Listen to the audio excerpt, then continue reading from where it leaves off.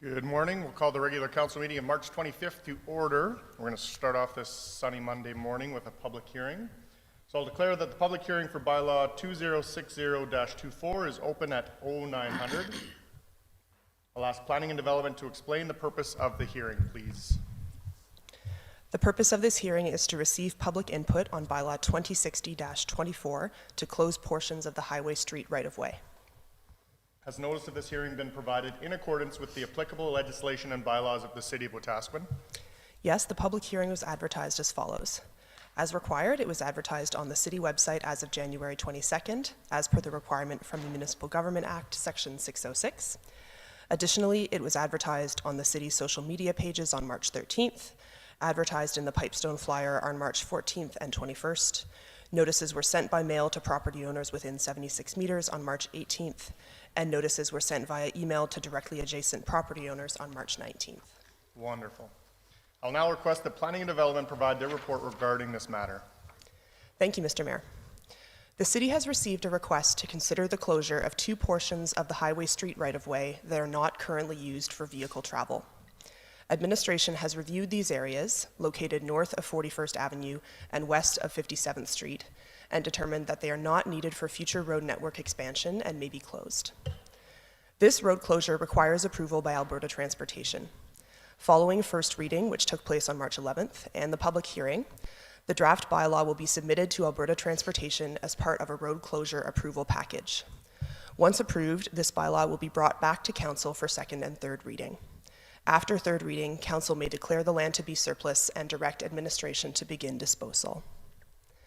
Under the city's land transactions policy, the landowners adjacent to a closed right-of-way have first opportunity to purchase the closed property at market value. If they do not wish to purchase the land, it would be offered for sale on the open market, and any existing encroachments would be required to cease. Have we received any written submissions, and if so, could you please read them into record? Administration has received one written submission as follows.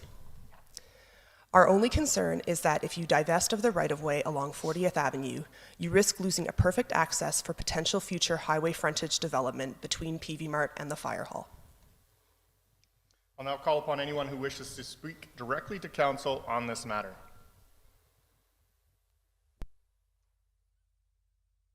Anyone wishing to speak? Third and final, anyone wishing to speak? I'd like to thank everyone for giving their input to this, the letter that we had received. Council will discuss and debate this matter at a future council meeting following Alberta Transportation's response to the road closure approval package, and I declare this public hearing closed at 0903. We'll open it up for open mic. Was there anybody registered for that? Yeah. Audrey, go ahead.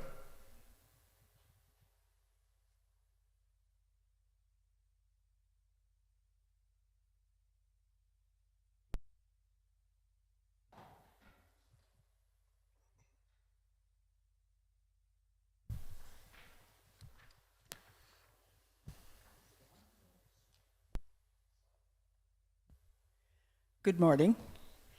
I had a little bit of battle with myself this morning about coming here, but I feel there's a few things I have to say. And the last time I was here, some people figured that they were correcting me.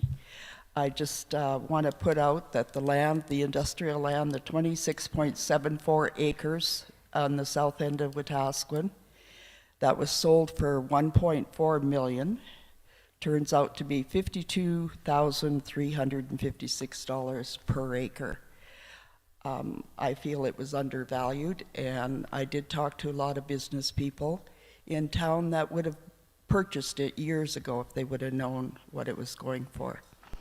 And also, one of the partners in that purchased the land has made a comment that, to me personally, that if the homeless shelter was to go ahead in Wetaskiwin, that they would definitely be rethinking about the money they want to spend here in town. And I understand the city has a chance to buy the property back if they do not put the shovels in the ground in 2 years at 50 cents on the dollar, which is $700,000. which is a drop in the bucket to what these men were looking to spend in town. So I would look very hard at that and maybe have some discussions with them. Also, what's happening in Wetaskiwin, I don't know if you know, we have 6 franchises, and some of these franchises have been in town 30 and 40 years that are moving, closing doors, going other places. And we should be questioning ourselves, why are they leaving after being here all these years?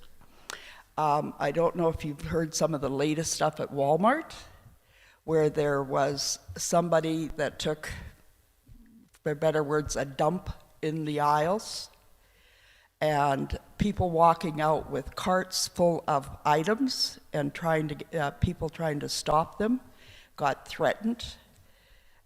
And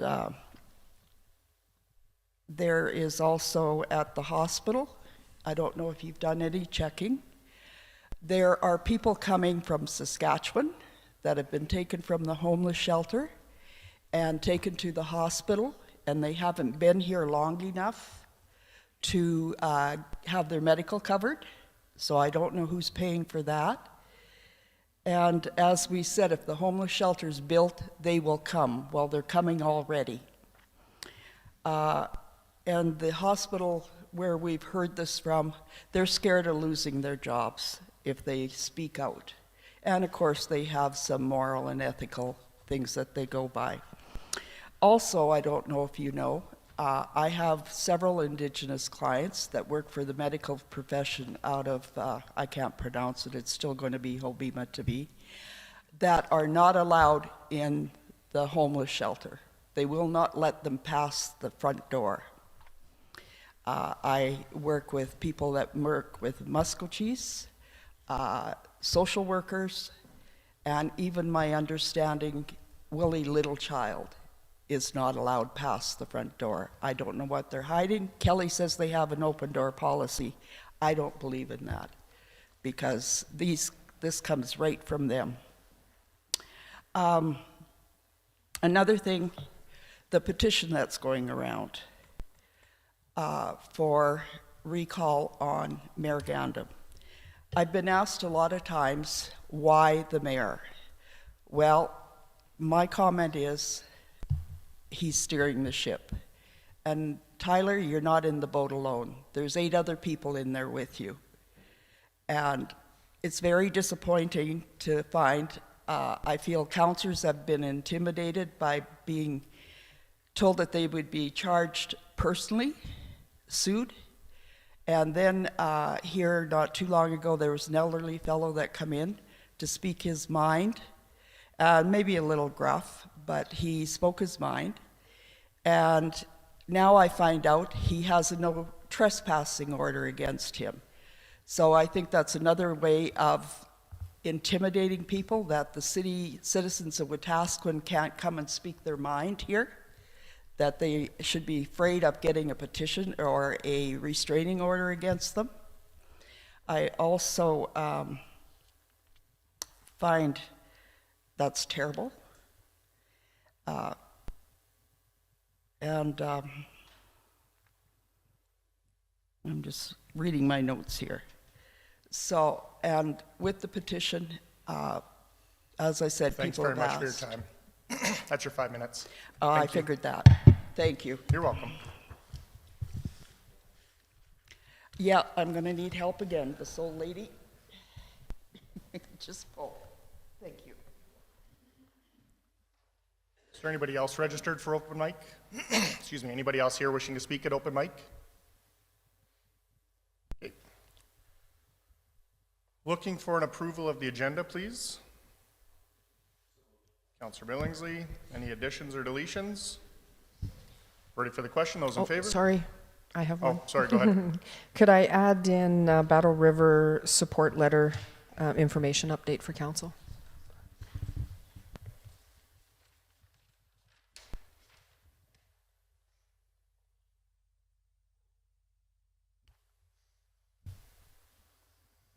Is that okay under committee of the whole? Yeah, that's perfect. And 8.1. Councillor Elliott, I told you I would remind you if you needed to make a... I think I'm just going to leave it on there. Thank you.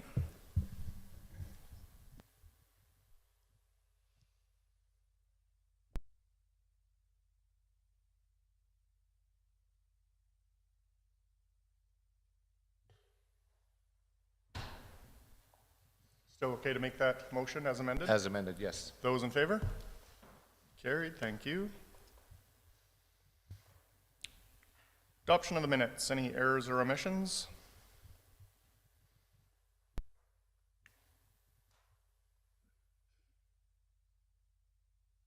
Councillor Elliott? I would move that council adopts the regular council minutes, meeting minutes from March the 11th, 2024 as presented. Moved by Councillor Elliott. Those in favor? Carried unanimously. Moving along into Committee of the Whole. 8.1, Delegation. Dennis Glenon. Is Dennis here? Nope. Okay. 8.2, Wetaskiwin Transportation Coalition.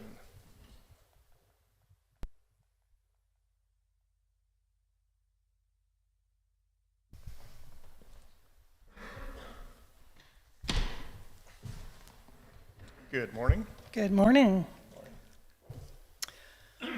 I'm Marilyn Connor, and I'm the Executive Director of Wetaskiwin and District Association for Community Service.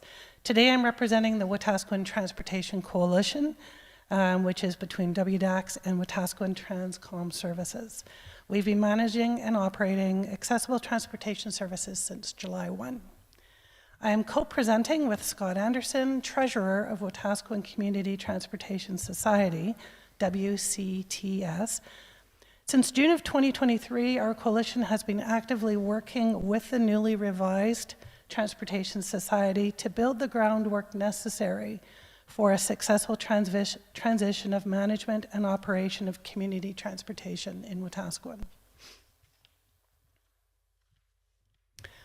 While there has been specialized transportation services in Wetaskiwin for decades, in the recent past it was managed and operated by an NFP, which was WCTS, until late 2018.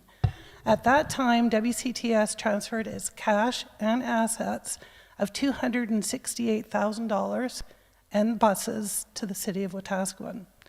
Management and operation of the services was provided under the City until June 30th, 2023, when it then leased 3 buses to our coalition, along with providing a grant of $170,000. The Wetaskiwin Transportation Society has been working to establish the structure necessary to take over this service. The original plan had services being transferred to this NFP Society on January 1. However, more time is necessary to ensure the transition will be effective and that the essential service will continue in our community. Wetaskiwin Transcom Service and WDAX have been operating and managing accessible transportation services since July 1. Relative to a financial update, up until June 30th, 2023, the average monthly costs incurred by the city to run transit were $34,000 per month, while we are presently operating at a much lower average cost of $24,000 per month. We have recently faced some high and unanticipated costs, including tire replacement, brake and transmission replacement, and those have driven our monthly average costs up. At the same time, our monthly revenue has increased due to increase in ridership, which is presently about 3,000 more per month under our operations. Ridership has increased by about 48% since September. We are also serving the community through consistent group in and out of town trips. Seniors' quality of life has been enhanced significantly. WDAX and Wetaskiwin Transcom Service have been good stewards of the grant monies awarded from the city and have managed expenses well. While we are not requesting an additional operating grant at this time, the present coalition will only have funds to cover to end of May 2024, provided there are no other major vehicle expenses incurred. On July 1st, we were successful with transitioning services, as I'd mentioned, and have increased ridership by 48%. Providing accessible transportation services has ensured that Wetaskiwin's most vulnerable individuals, many of whom are in wheelchairs, have been able to meet their basic needs. Transportation has prevented in-home institutionalization, minimized the burden on our healthcare system, and has supported the viability of not-for-profit organizations through critical programs and community volunteerism. Upwards of 4,000 hours per year of community volunteerism has been kept in place due to ongoing transportation services. Many local organizations would struggle without this valuable volunteerism made possible by accessible transportation. The importance of social supports cannot be understated. All humans need social supports to ensure their physical and psychological well-being.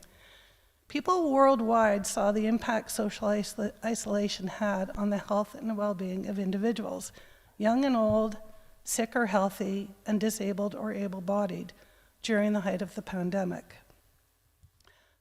Social isolation, oh, sorry, I do have a frog in my throat today, and that coffee would be delightful.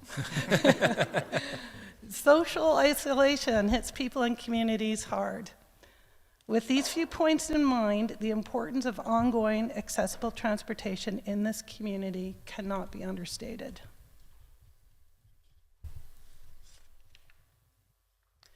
While our initial objectives have not changed since we assumed responsibility for transportation services in July, our timelines have had to change. WCTS requires more time for building its structure to be operational.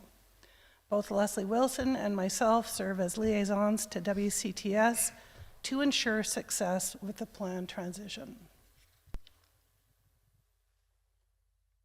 My name is Scott Anderson, so I'm the general manager of Sagebrush here in Wetaskiwin. I actually moved to Wetaskiwin in... I don't think your mic's on. Oh, On the very top, yep. there we go. All right, is that better? There we go. Sorry, thanks. So my name is Scott Anderson. I'm the general manager of Sagebrush. I moved to Wetaskiwin in May of last year. And shortly after moving here, I learned about the coalition and their plans, and I knew it was something I wanted to support and be a part of.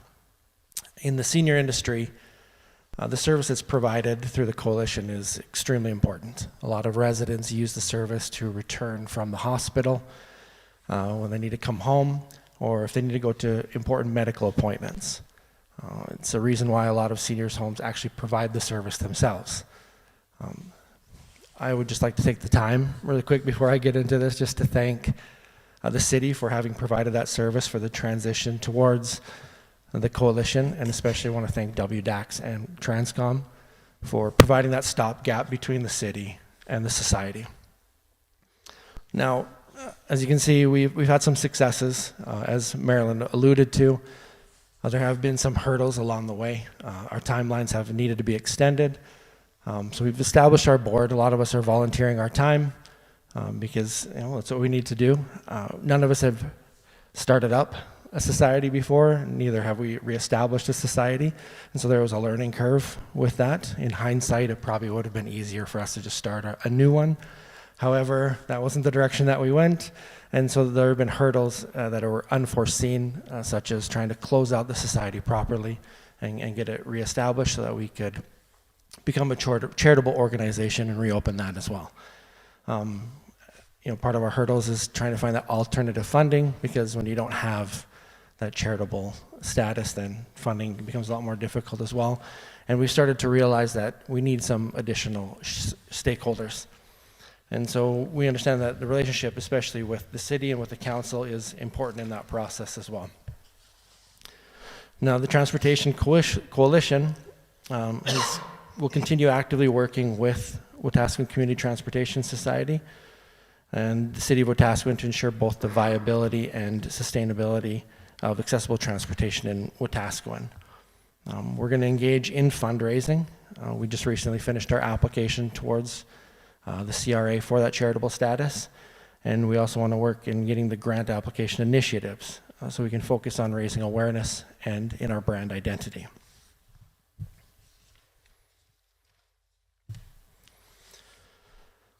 Now, Wetaskiwin Transportation Coalition has been working with us since, I guess, last year in July when they took over, and both our groups have been meeting concurrently with the city administration.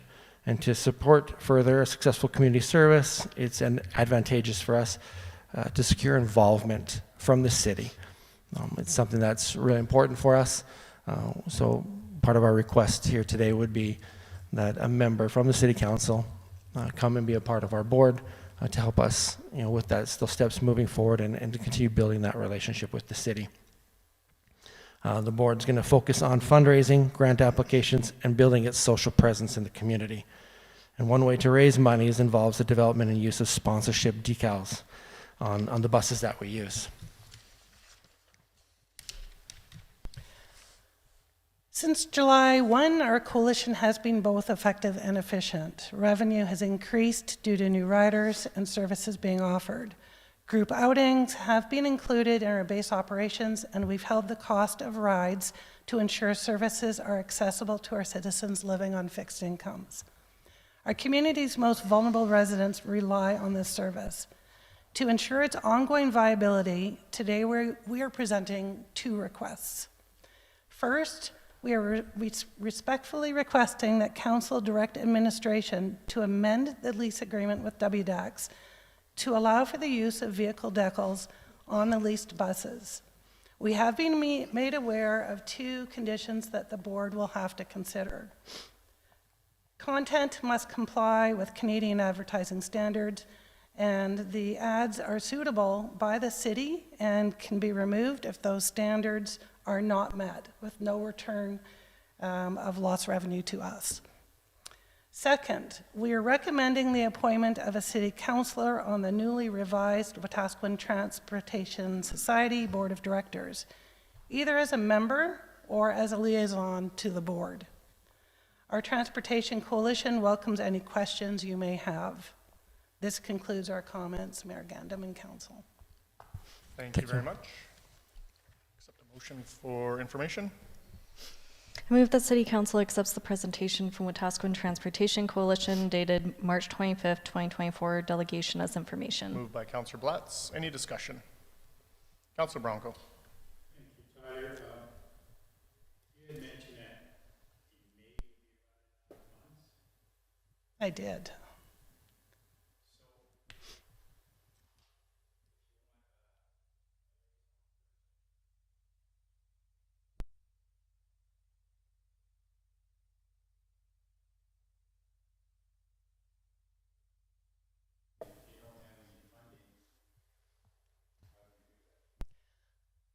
It is through our discussions with the general manager, we've been talking about our next steps. So, and I say our, it's a joint partnership here, if you will.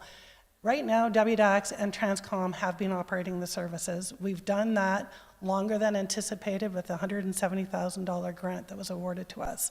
As I mentioned, we had transmission and tires alone, I think, cost us almost $10,000. And I understand that happens with vehicles. WDAX is not prepared to take a loss on this particular service. It has always meant to be stopgap from the city over to WCTS.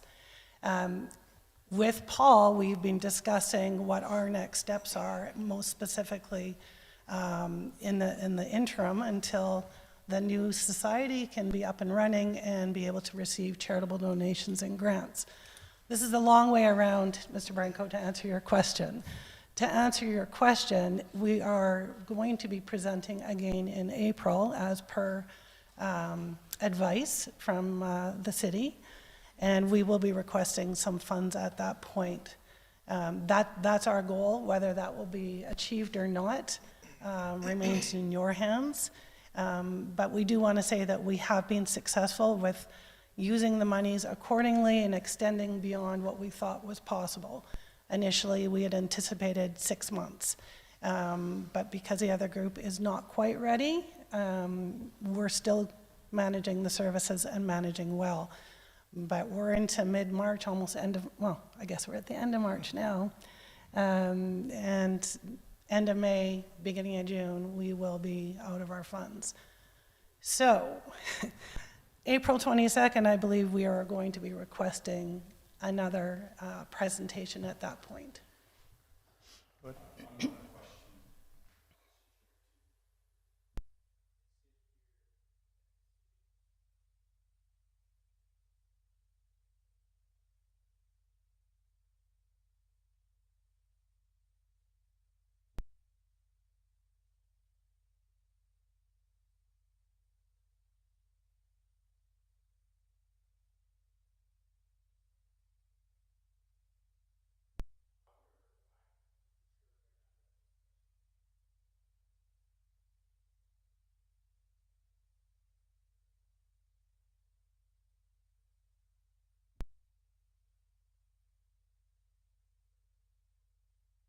Correct. And I don't personally have that information. I do know that Paul had met with representatives from WCTS and talked about what was allowed and not allowed. I don't have the specific details, but rest assured, we would talk with the city before we actually ventured out to get any kind of sponsorship. Because clearly, we don't want to misstep.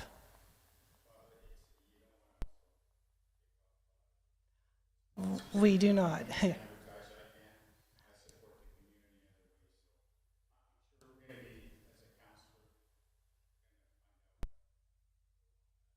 Mm-hmm. You're welcome. Councillor Billingsley. Thank you. Through the chair to administration, with the request that's going to be coming in April, has there been any sort of preliminary discussions with said organization? With them coming in April, I'm wondering as far as budgetary considerations, what have we set aside for calendar year, or this fiscal year, I guess, and where are we at, and will we be privy to any of that information as far as budget goes? Through the chair to Councillor Billingsley, because it is mid-year, administration's recommendation would be that it be funded from contingency reserve. So we have not allocated any dollars for this through during our 2024 budget? Correct. Okay. And has there been discussion with administration, preliminary budget talks, I guess? Like, are we involved in, and I don't know if this is going to be an administration question or to the society, are we involved in that as far as setting up budget, or is this, or are you just coming to us with a request? They've got two requests today, just to amend the lease and to have a city councilor appointed to the board. Okay. I guess these are questions for next go around. Okay, that's fine.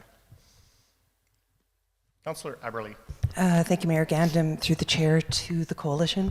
As always, thank you for stepping up and doing what you can. When I was reading through your package, how far away are you, do you think, from your charity status? Like, it's been submitted, but have they given you an indication as to when this may come? I mean, there's no specific time frame that they've given us, but we have been in conversations with Canada Revenue Agency. They are aware of what we're doing. They've walked us through the steps that we needed to do, which is why we had to properly close out the society from before, get the accounting done. So, I mean, we do hope that it'll be in the near future, within the next couple months is really the goal. Okay. And then when we're talking, I'm just making sure I've got it straight in my head. When we're talking spending or receiving funds through advertising, for lack of a better word, through the decals, that's not going to be dependent on your status, because... That's a great question. Because I mentioned or alluded to kind of a tricky partnership that we have in place, those funds would have to go through WDAX. We have charitable status, and those vehicles are leased and registered and insured by WDAX. So it wouldn't be with the new not-for-profit at this point. So we could start raising monies at this point, which may help us extend our services beyond the grant from the city. Yeah, that's where I was going to go next, so thank you very much. You're welcome. Anything else? Councillor Elliott. Thank you, Mr. Mayor. I'd just like to thank Marilyn and Scott and all the volunteers, Transcom and WDAX. You're all working off the side of your desk. Nobody's getting paid for this, and you have continued with the service when the city chose to let the service go. And I really appreciate what you've done and how hard you're working, and I really hope you get through Revenue Canada soon. Good luck with that one. But thank you very much for doing that. You definitely are providing a wonderful service to our community. Thank you. Thank you. Thank you. Anything further? I think it's fantastic you were able to increase the ridership by 48%, and to see the improvements to the service itself is exactly what the community needed for the services that you're providing, so thank you very much. Thank you. We're ready for the question. Those in favor? Carried unanimously. Anything that's in terms of a motion would have to be added to the agenda under new business. So if a member of council wishes to add that, it would happen just a little bit later on in the meeting. Okay. Okay. Thank you very much. Thank you. Item 8.3, we have Electromech developments. Welcome, gentlemen.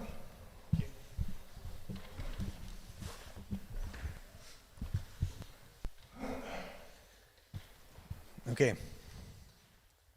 Sorry? Anthony's isn't, yeah. Okay. Well, thank you for listening to us today and having us here, Mayor Gandam and Council. My name is Victor Beta with Electromech Developments, and this is my colleague Anthony Palaschuk. Hello, everyone. We wanted to just bring up a quick slide deck and introduce ourselves. And we have just one very short ask at the end. So we wanted to tell you a little bit about the company that we represent, Proteus Power. We're mainly involved in renewables developments, so solar and battery projects. So I'll leave this slide deck for you guys to take a look, but instead of reading through the slide, maybe I'll just say a little bit that we've been doing a number of solar and battery projects through the U.S., and then our goal is to build a sustainable renewables project in Alberta at this point. So we've got a couple that are down south in the Hayes area, and we're working on a couple of other ones. Maybe if we go to the next slide, I'll tell you a little bit about our founders. So our colleagues and our people that we answer to are Mike Lambros, the founder and CEO. Dan Phillips is the Chief Development Officer, and Randy Etheridge is the COO. So these guys have experience building these projects throughout the United States. We've partnered with them to come up and bring the same kind of projects in Alberta. There's some metrics here about their experience. So 70 years of cumulative experience and a little bit over $7 billion in transactions. Next slide, please. Just a quick map on where our focus is. So Proteus has been down in the southern United States for quite a while, and we've just come into Alberta in 2021, and we've got a few successful projects that are moving ahead in southern Alberta. Next slide. So really the first thing that we do is when we're prospecting and we're looking around, we take a look at where is there room on the grid. So this map shows the distribution system around the city of Wetaskiwin. And really what we look for is, where can we connect and what's the correct pairing for battery or solar to make a potential project happen. So we've seen that there is capacity on the distribution network here. And then if we go to the next slide, there's also, this map is of the interconnecting system across Alberta. So this shows the high voltage lines. And there's also an opportunity potentially there as well. So I guess what we're curious about, and we don't know too much about, is, is there any land locations that are available? Our typical process is to, again, like I said, find capacity on the network. And then after that, we go one layer down and try to find out if there are landowners that are willing to lease us their land in a long-term contract. So the landowners would retain ownership of the land, of course, and we would potentially rent land from those landowners. So in the case of, maybe I'll just, back up one slide. So in the case of the distribution slide that I showed previously, typically energy would be consumed locally within the city. And if we connect to the higher voltage system, it could be consumed locally or also transported elsewhere across Alberta through the Alberta electrical interconnection system. So on the next slide, I'll just show you a quick example of one project. So this is down on Bow River Irrigation District lands, just south of Hayes in southern Alberta. That's a 160 megawatt AC project. And it's consuming about 3.5 quarters of land if you were able to put it into one contiguous area. So this is one of our first projects. You can see the blue areas are the solar panel areas, and the little green dots are sea container sized inverter stations that would be distributed throughout the site. If we go to the next slide, please. Here's what a typical solar installation would look like. So the solar panels would be ground mounted on posts, similar fence style posts that are pushed into the ground. They're typically known as a friction pile, and then solar panels would be mounted on top of those posts. Next slide, please. So typically what we do is for project screening, like I said, we look for capacity on the grid. There's going to be a screening process that Anthony and I are going to have to run, and we're going to have to coordinate a number of folks if we can find a suitable land location. But we have to do a number of environmental evaluations, looking for some of the features that I've listed here in this slide. And there's a number of other studies that we have to go through as well in order to get our AUC license and to be able to connect to the grid. Can we go to the next slide? So what does this all lead to?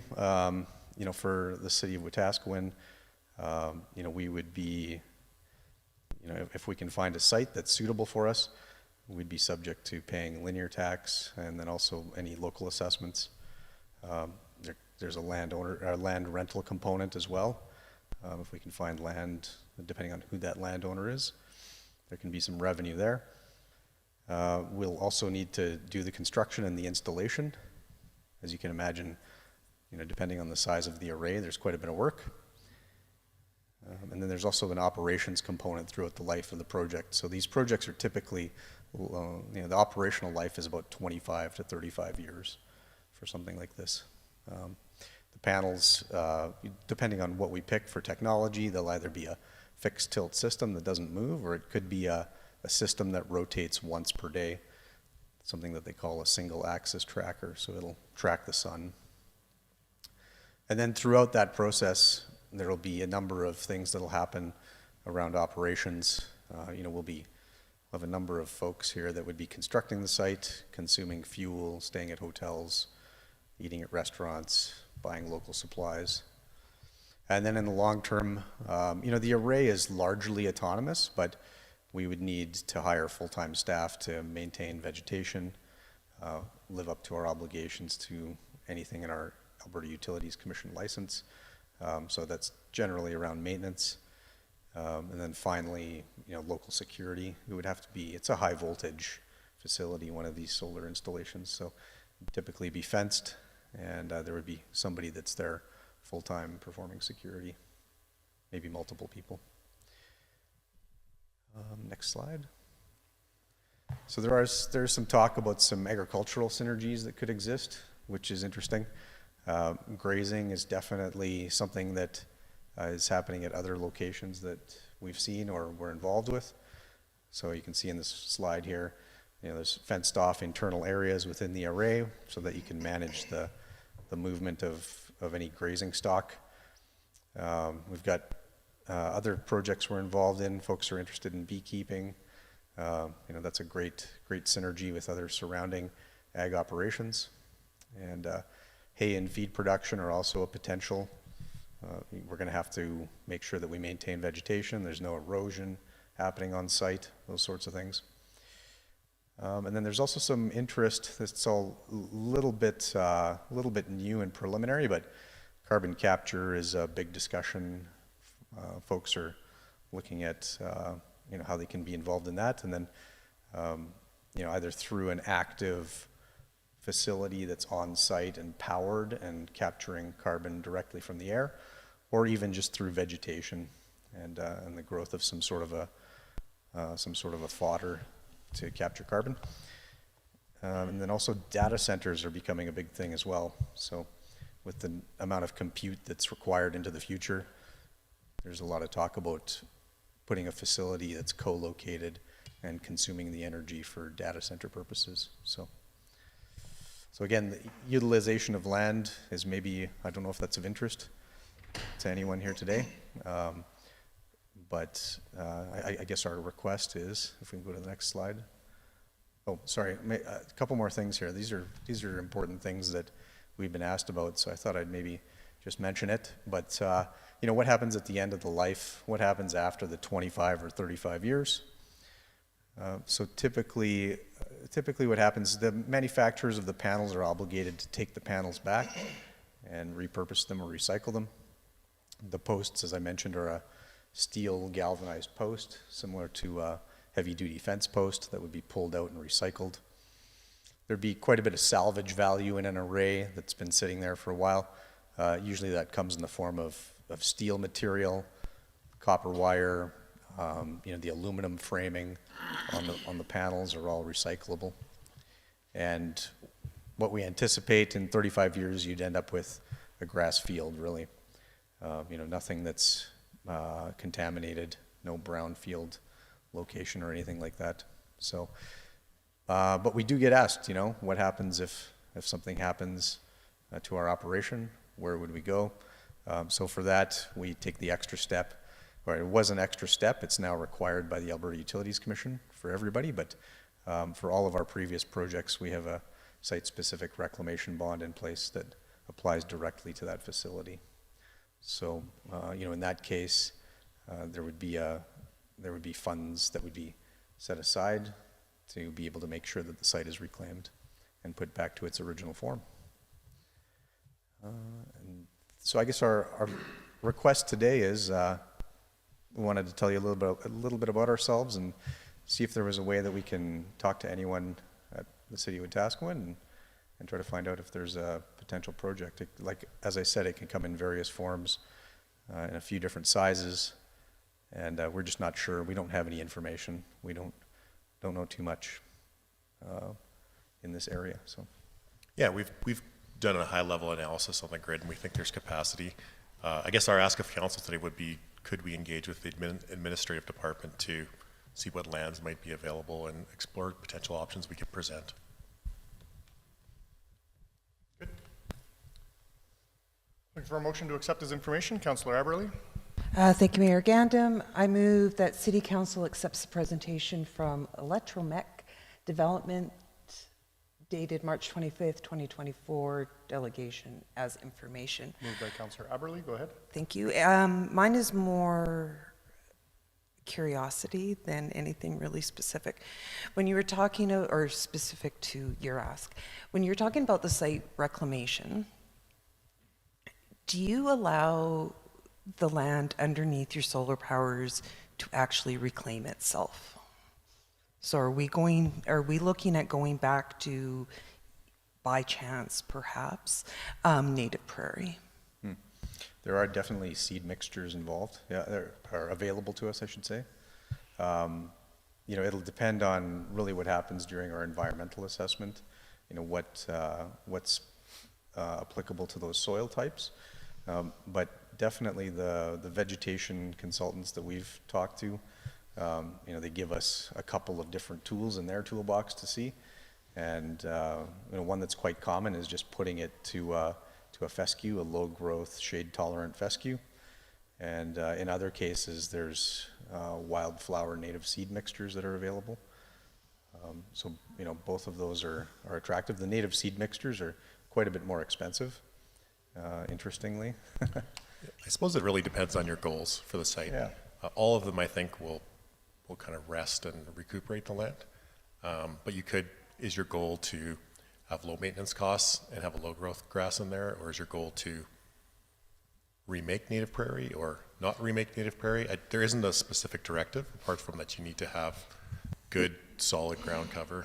So that decision would be on the landowner, not on you. You're asking to only put the, and I don't mean only, to put the solar panels in, and then it would be up to the landowner to do with the land as they will. No, actually, we would be responsible for maintaining the vegetation. Establishing and maintaining. Yeah, it's part of the operations scope to establish and maintain the vegetation, ensure erosion It doesn't happen at the site. So for example, when you had the image with the sheep grazing, is that you working with a local rancher? Yes. And saying, here? Yeah, so I mean, we would have to find, in that case, we'd have to find a local rancher that's looking to be involved in grazing. You know, in the case of sheep, it's, you know, as you can imagine, it's not as popular in Alberta as it is elsewhere in the world. You know, we've definitely had some industrious Hutterite groups that we've worked with that are quite interested in that. And we've also had very strong interest in honey production and beekeeping from the same groups. Cattle would be too big? Cattle's a little bit tricky.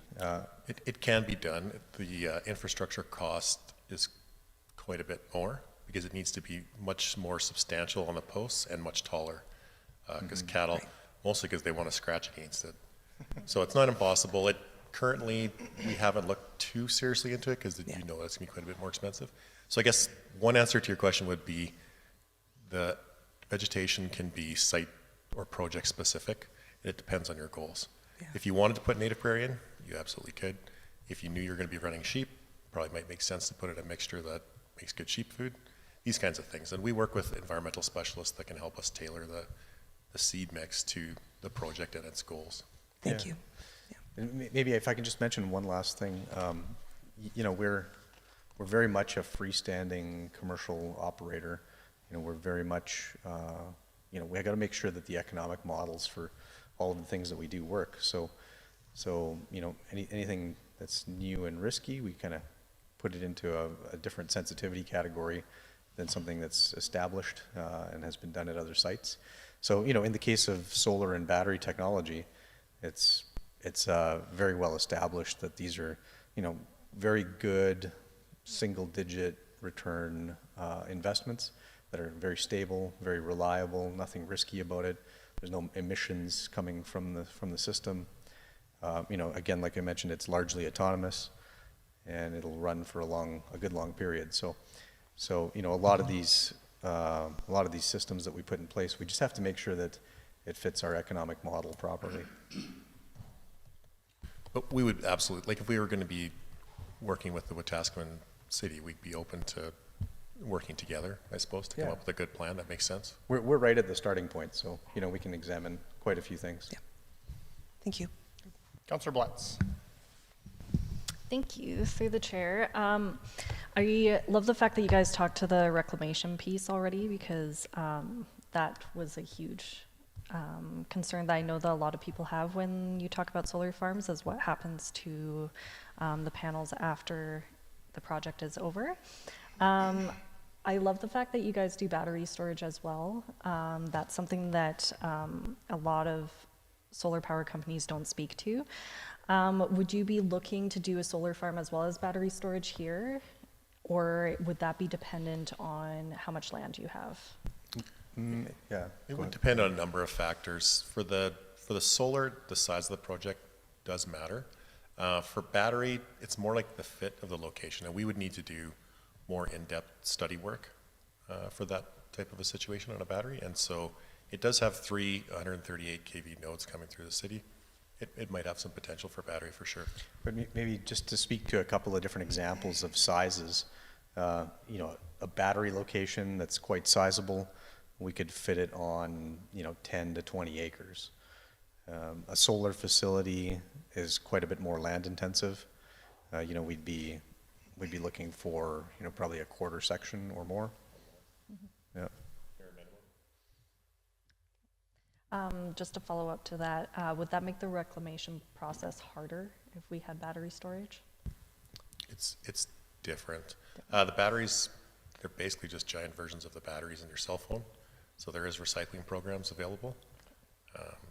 And the units are containerized. So if you were to walk out onto a battery site today, you'd walk onto a fenced gravel pad that would look very similar to a substation or maybe a data center.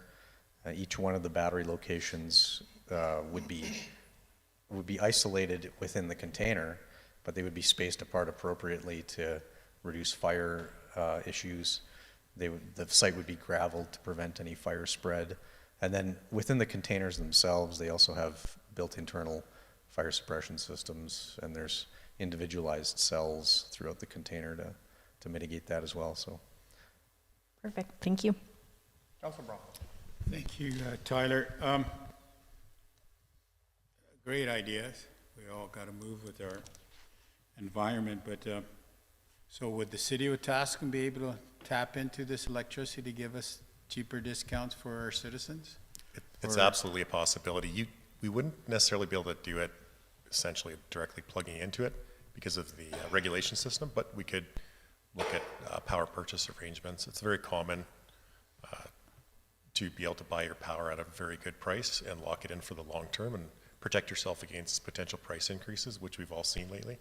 Absolutely. It makes the project more valuable, actually. So within, you know, let's say it was to go, would you say in our area, because we don't have large land mass available, so because you're saying a section or something, if you want a solar panel, well, that would be county, not us, because I don't think we got anything. So it'd be more of a battery situation if you could find the land, if we were to agree to that in our Wetaskiwin in our area.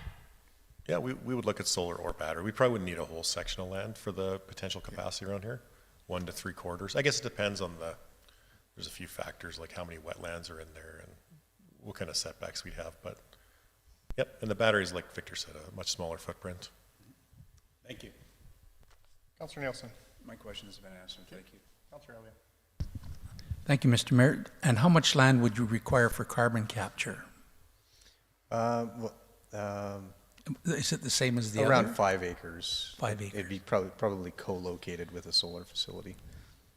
So the attraction there is, you know, to partner with a data center operator or with a carbon capture operator, and they would be on the same site as the solar facility, okay, and consuming the electricity behind the fence. Thank you very much. Thank you, Mr. Mayor. Anything else? How important are the pieces of land being contiguous? How Like contiguous? across a road or? Across the road is fine. Yeah. If it's half Across a mile town. down the road, it's probably not Or okay. across the city, yeah, it would probably be a big challenge. Okay. Good. Anything further? Ready for the question? Those in favor? Carried. Thanks very much. Thanks for having us.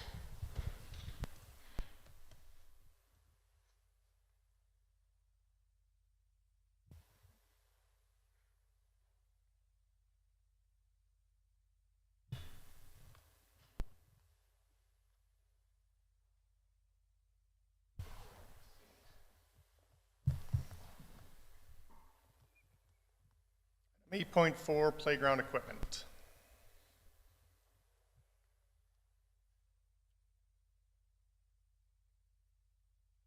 Welcome, Sean. Good morning, Mr. Mayor and Council. The purpose of this report is to provide Council with an update on Motion 5324 that City Council directs administration to bring back options to the regular Council meeting on March 25th for what $65,000 could do for playground improvements on city equipment. So included in your package is a report. We recently replaced, or we've pulled a playground equipment out by the Lake Park and plan to replace it in the spring. The budget for that project was $65,000 and we came in slightly under budget, $63,000. So that's just one example of type of equipment that we could purchase. There's several other types of equipment that could be purchased as well for around that dollar amount. Beyond that, funding could be used to perform a minor maintenance of equipment and landscaping to ensure that existing play spaces are safe for the community. Last year you saw a report of the playground inspections, so this could fix up about 6 to 8 existing sites within the city. For a motion to accept as information? Councilor Nielsen, comments, questions? Perfect. Ready for the question? Those in favor? Carried. Thank you. Thanks. Item 8.5, bear spray sales in the city of Wetaskiwin.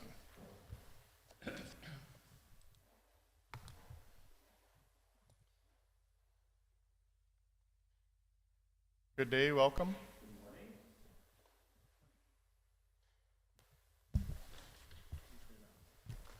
Is that good? Good morning, Mayor Council. My name is Matt Nicholas. I'm the new Peace Officer Program Supervisor for the City of Wetaskiwin. I was asked to look at the RFD about potentially restricting bear spray sales in the City of Wetaskiwin. That also included dog spray and what they call defense spray. So currently, we don't have any bylaws restricting the sale of bear spray within the city. We looked at a few different stores that are selling it. Looks like Canadian Tire is one of them. We have had rumors that they're also found in different pawn shops and stuff, but nothing concrete. Bear spray seems to be used in quite a bit of crimes and stuff around the city. Spray, we had one incident at a city location not too long ago.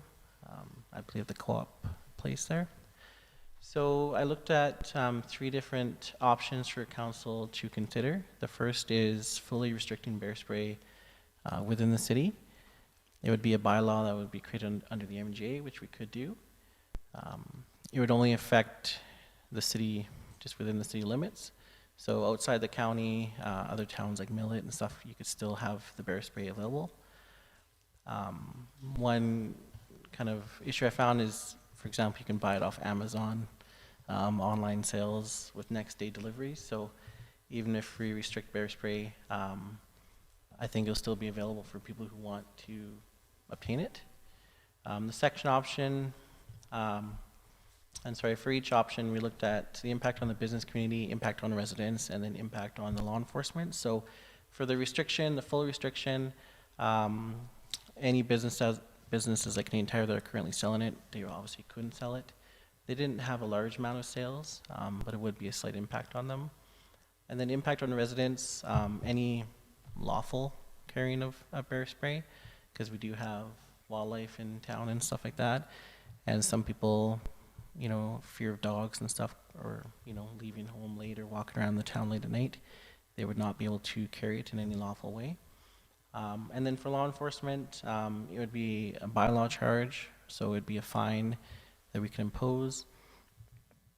Any disputes to the fine that goes to court would be covered by a city municipal appointed lawyer. And currently, any business, not, if we made a bylaw that would be found selling the bear spray, could also face penalties on their business permit. Option number 2 is just regulating the sale of bear spray, so having a database, so we can make a bylaw for anyone who wants to sell bear spray that they have to register people's names, take ID, and so forth. There is a few communities that do that. There's a couple in BC and at least one in Alberta that I found. So we could make guidelines for that, which would have a slight impact on the business community, just more an adjustment of business practice. Residents would still be able to purchase it, just need to have ID or maybe an age limit on that. And then for law enforcement, if a canister was found or someone was found with it and bear spray was seized, we could cross-reference it with the businesses on the registry. However, once again, if it was located outside of the city of Wetaskiwin, if it was purchased on Amazon or in Edmonton or something like that, then it wouldn't be on our registry. And then the third is maintain status quo. So currently, that's why I have Inspector John Spans with me. The RCMP charge people criminally when they use bear spray in a criminal act, which would supersede any bylaw imposed. So the third is just to maintain the status quo. And so the recommendation from myself and speaking with the RCMP is to maintain the status quo right now. If bear spray is used in an assault or an offense, it's a criminal charge, and a bylaw charge would be a much lesser way to handle it, in my opinion. And I can let Inspector Span speak on the RCMP's opinion on that. Good morning, everyone. So in terms of the bear spray, it is pretty prevalent in town. After this was kind of brought up and we did some fact finding, I asked our sergeants how often bear spray is getting used as a weapon, and they kind of laughed. It shows how out of touch I was, I guess. It's weekly, and multiple times a week. Last week, I think we had 2 or 3 instances where bear spray was used.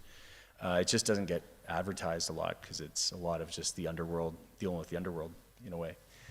So it is pretty prevalent in town, not only being used as a weapon, but it's getting used, not used, it's being carried basically as a personal defense tool for people walking around at night, scared that other people might approach them, personal robberies, this sort of thing.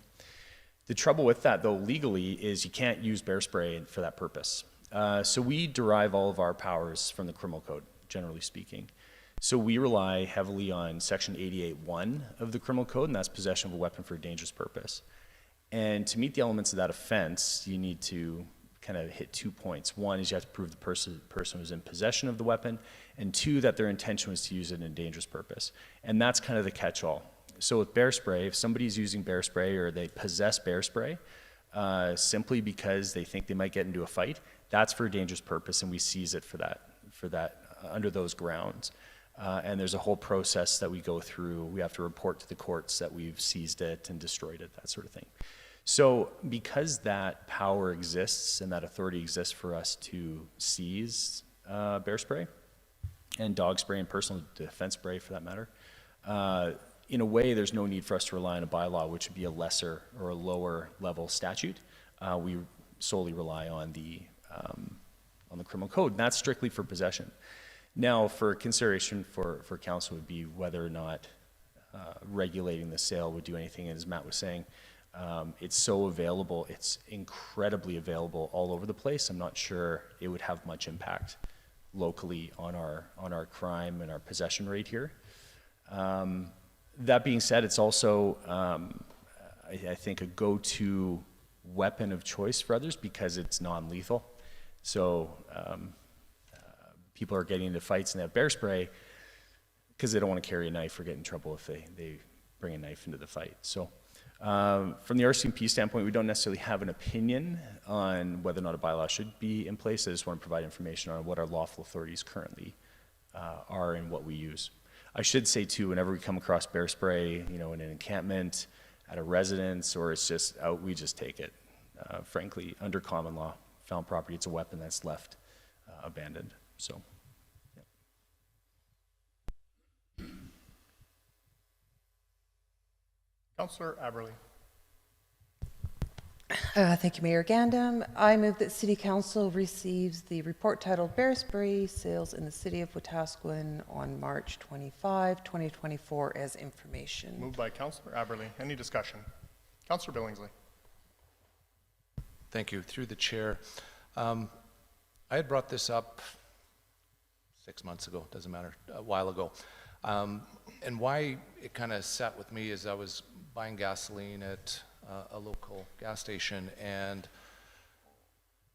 there was a bunch of younger people buying bear spray, and I knew that they were not going for a walk.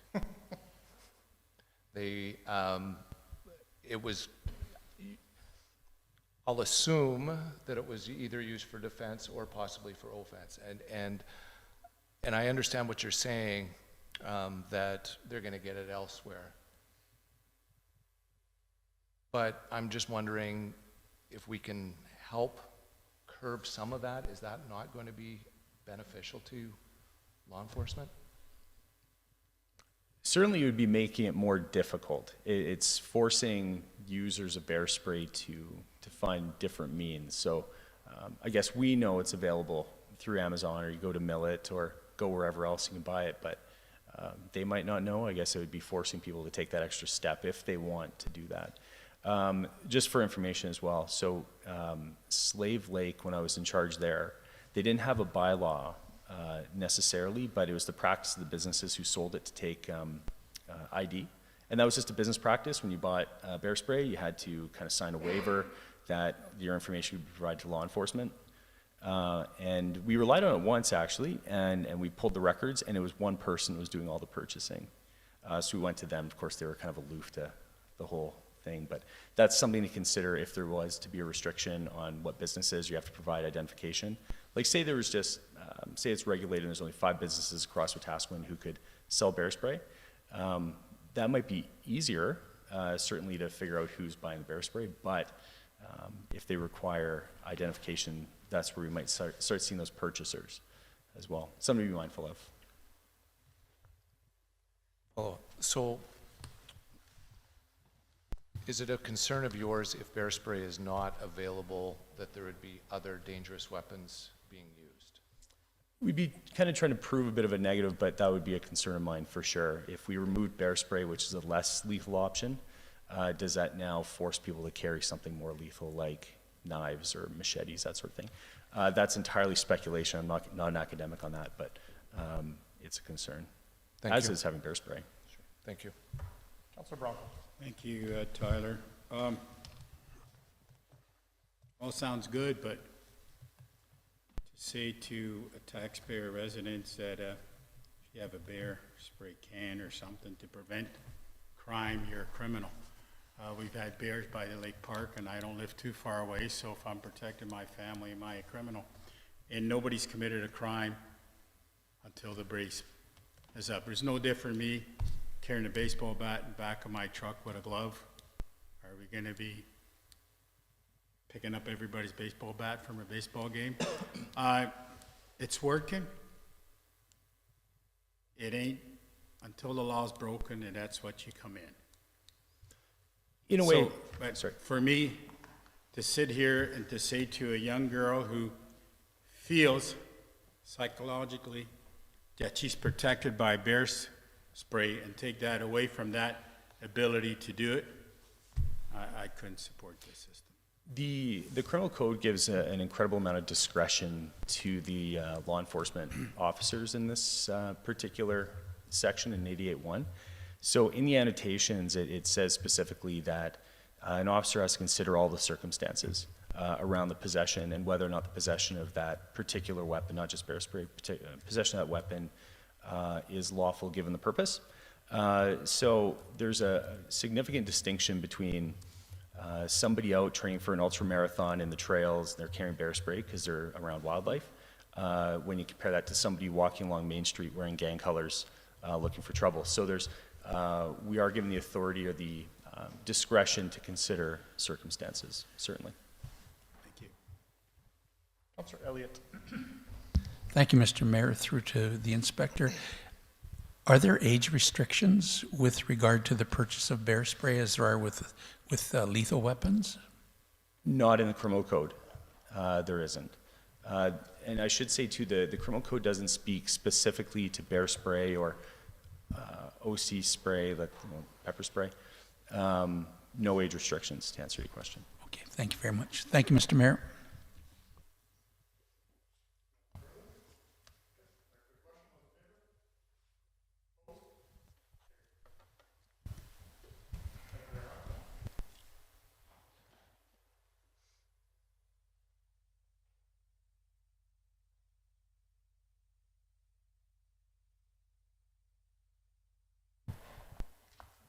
Item 8.6, potential funding request.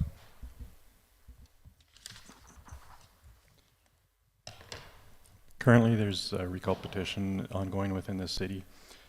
When the signature collection period ends, and if a petition is submitted, administration has 45 days to verify the petition. This agenda item is to make council aware that the cost for an external company to complete the verification process would be in the range of $20,000 to $25,000 plus 7% admin fee. This, of course, is only for the verification process and does not include costs or expenses of a by-election if required. This is just to provide council with information. Looking for a motion to accept as information, Councilor Aberle.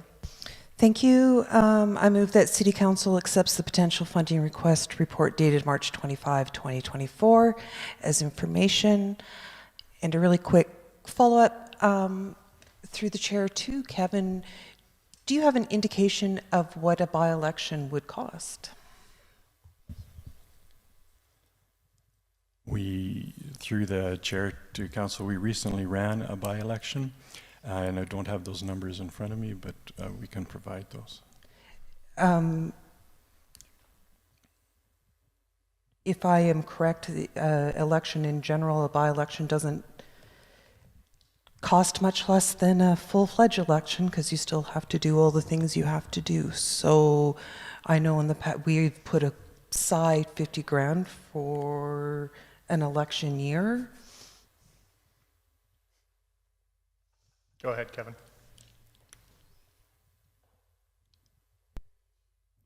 Okay. Thank you.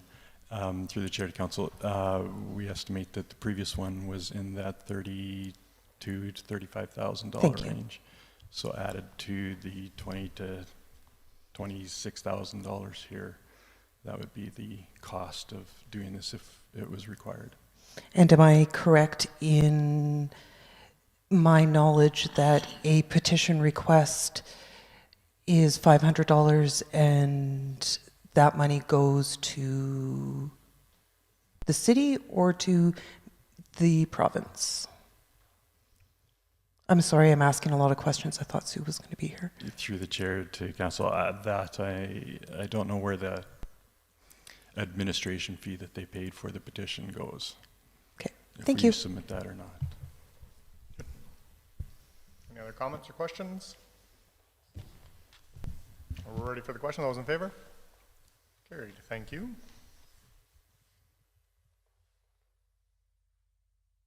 Item 9.1, tabled motion, contributions to the Public Art Reserve.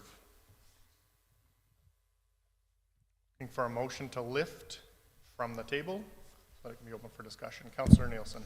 I move the City Council lifts motion number 124/24 from the table, which reads, I move City Council directs administration to suspend contributions to the Art Reserve until December 31st, 2025.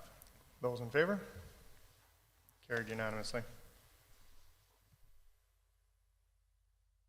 Councillor Billingsley. Thank you. Then I move the City Council directs administration to suspend contributions to the Art Reserve until December 31st, 2025. I'd like to speak to that as well. Go ahead. Thank you. I guess a statement at the beginning. I do want it to be known in my comments at the last meeting that I said that we did not show the ability to spend that money, and I want it to be known that that's a council problem and not administration problem, that we as a group have not come together past I think it was at budget to do the I think it was murals, if that sounds right. Is that what we decided? Yes. But have shown very little indication that we are going to be regularly doing anything with this money. So I think I still am in favor of suspending it until we prove that we have the ability to spend that money. Any other comments or questions? Councillor Aberley. Thank you, Mayor Gandam. Through the chair to council, I've thought long and hard about this. And while I agree with the reasoning for bringing the motion forward, I cannot support the motion in its entirety, or maybe at all.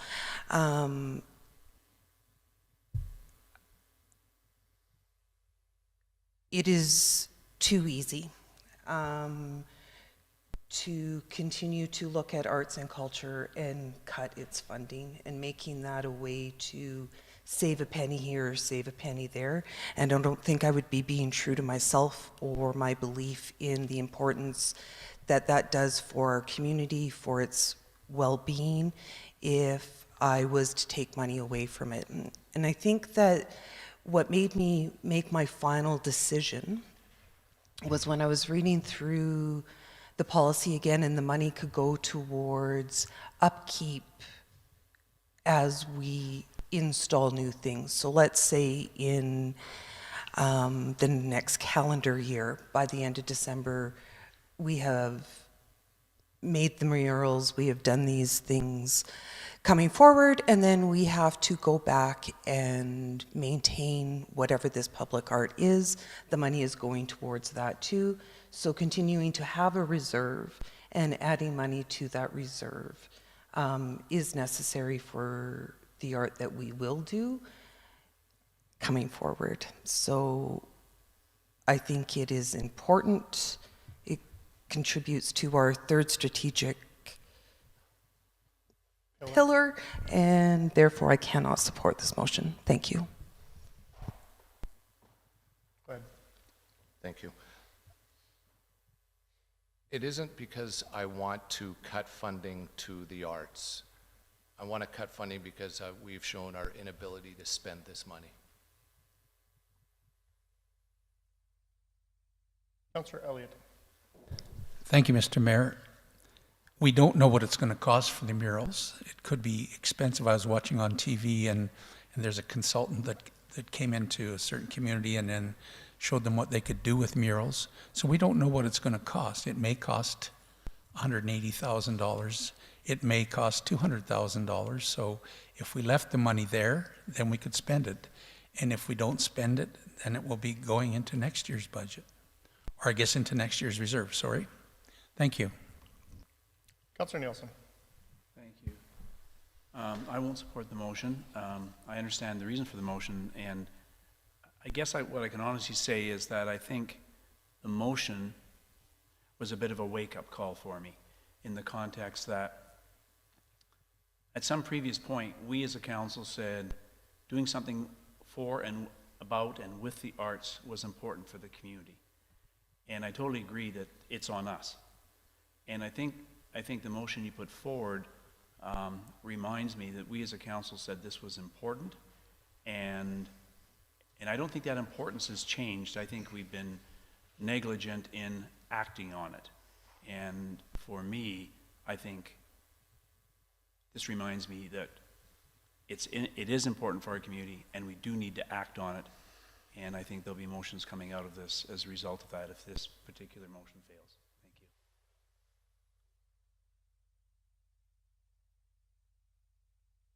Further? And I feel the same way. I think that with a roundabout sitting empty for nearly a decade, with the intent of having a piece in there as well, I've been to a number of communities that have some really impressive murals in their community and other pieces of art that I feel that might not be a draw for other people to come and see, but for community members to come and see and feel pride in their community. And so I don't support that. I think it, as Councillor Aberle said, it's easy to make cuts to the arts. And while I agree that there is a small piece of our infrastructure that goes into that fund or that reserve, I think that long term, if we were to cut it now, I don't see it returning. You might be able to spend that nearly $200,000, and then I don't think it comes back after the fact. So I wouldn't be supporting the motion either. Councillor Bronco. Thank you, Tyler. Are we cutting or are we putting it on hold? I'm getting two conflicts here. We're not saying we're not going to support arts and culture in our community. We're just saying we're putting it on hold. Is that what we're doing, or are we cutting No, it? you would stop putting money into the reserve. Till December 31st of 2025. So it's a hold. It's not. The monies there could be allocated. It just would not be adding any more money. Okay, so a question, if we decided the money that we have there, I don't know how much we have in there, if the quote came higher than what we have there, what do we do then? It's a council decision. Are you going to pull money from another reserve? Are you going to increase taxes? Are you going to run a fundraiser? Any money spent is council's decision. Thank you. Anything further? Ready for the question? Those in favor? Opposed? Defeated.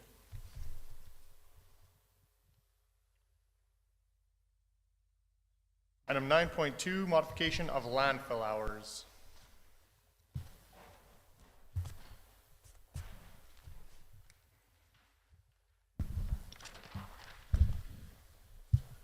The purpose of this report is to request council approval for modification of the opening and closing times of the Wetaskiwin sanitary landfill.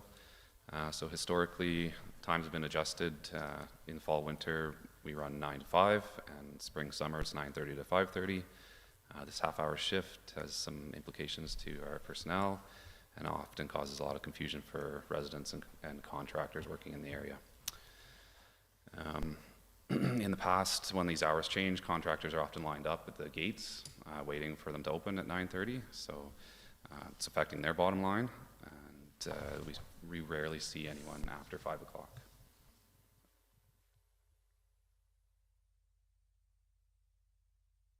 Councillor Aberle. Thank you, Mayor Gandam. I move that City Council modify the opening and closing hours of landfill to remain at 9 a.m. to 5 p.m. throughout the year. Moved by Councillor Aberle. Any discussion? Councillor Bronco. Thank you. That includes Saturday or 6 days a week, 5 days a week? It's 6 days a week. Yeah, 6 days a week, includes Saturday, yes.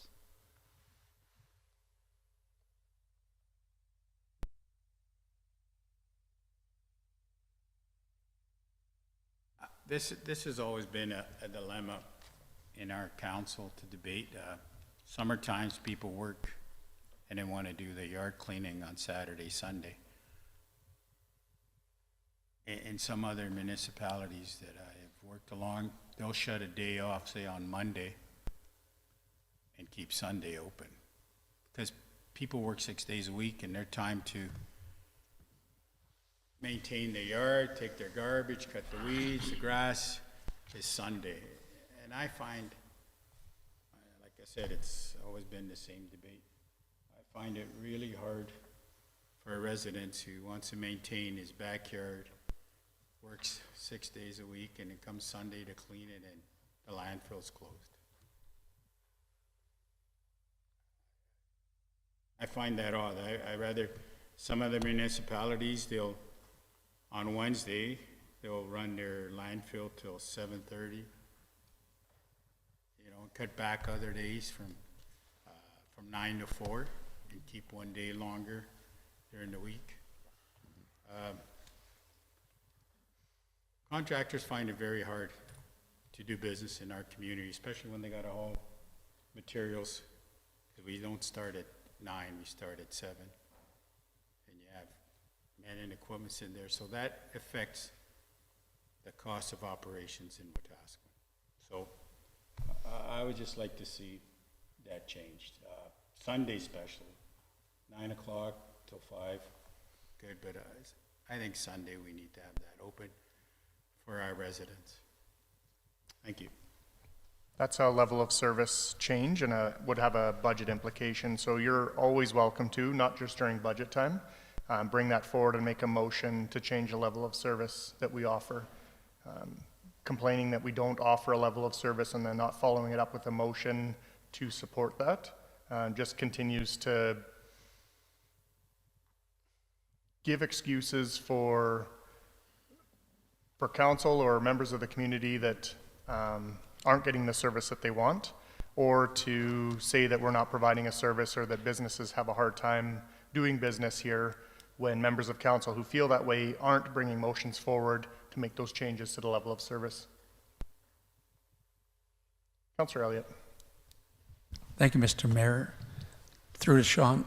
Sean, will our new composting program alleviate some of the concerns of Councillor Bronco? Potentially.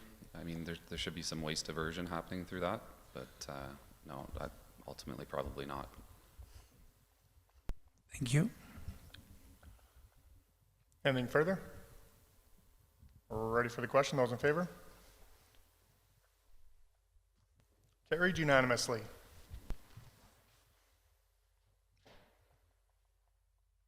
We are going to take a 12-minute break.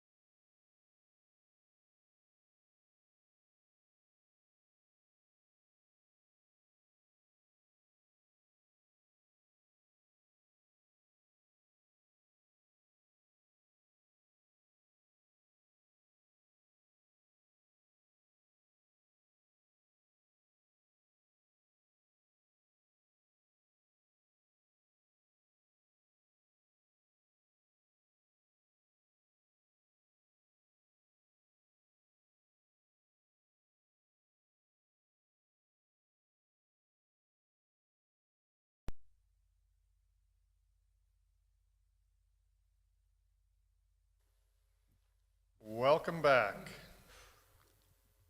9.3, Rec Board Terms of Reference.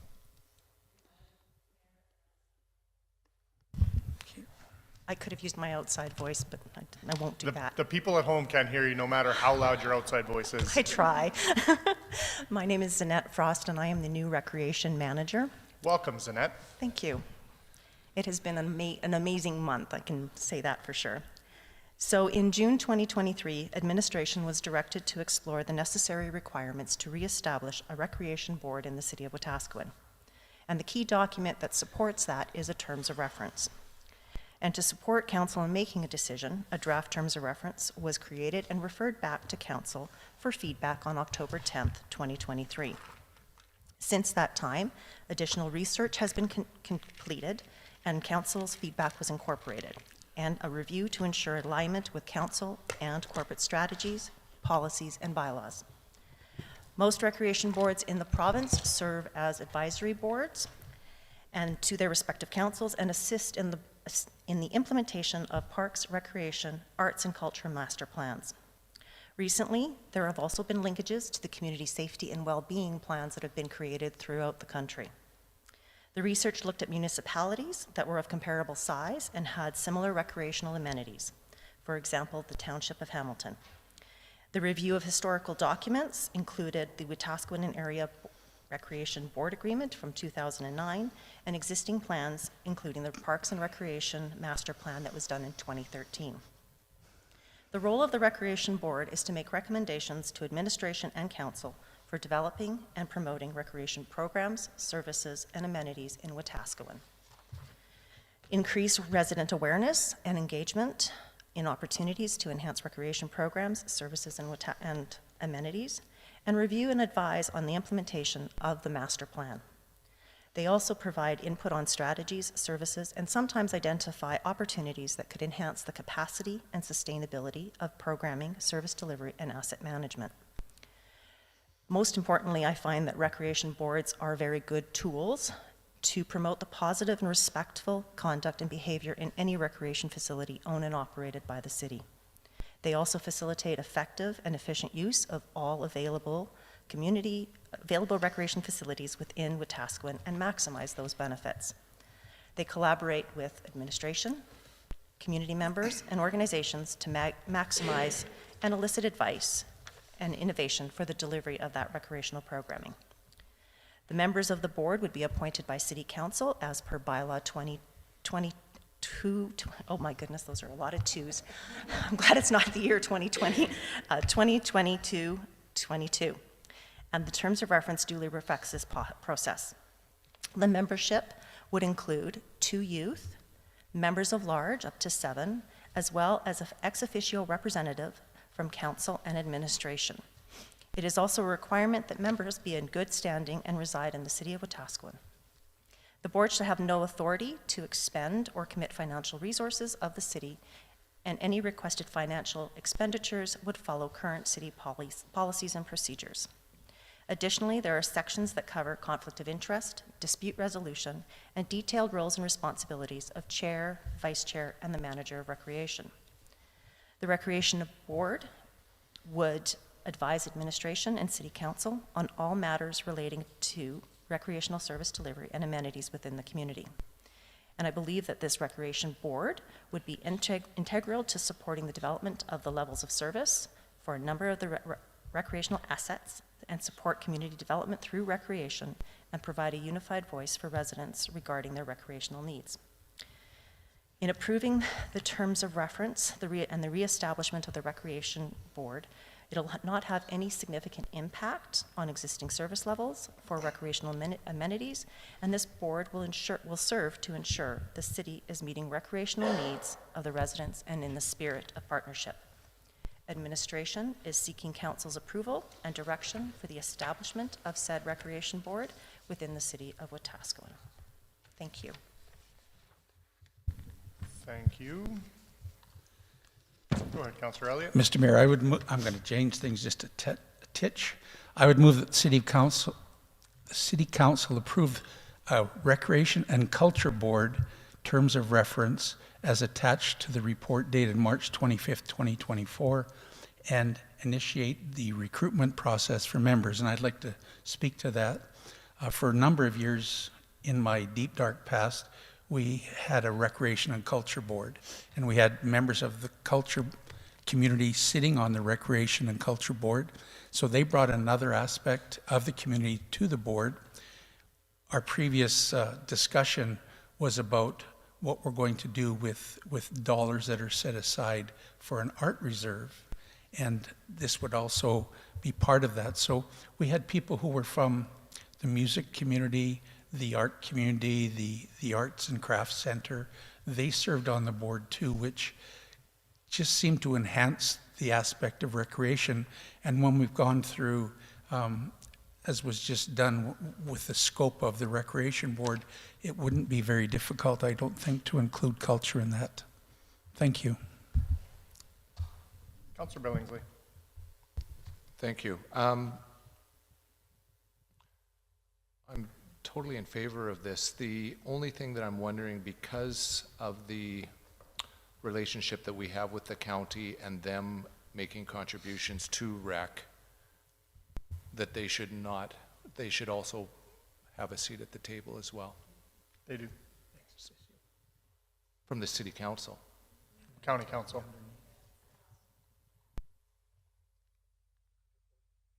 Yeah, I'm looking at that. Unless you want them as a voting member.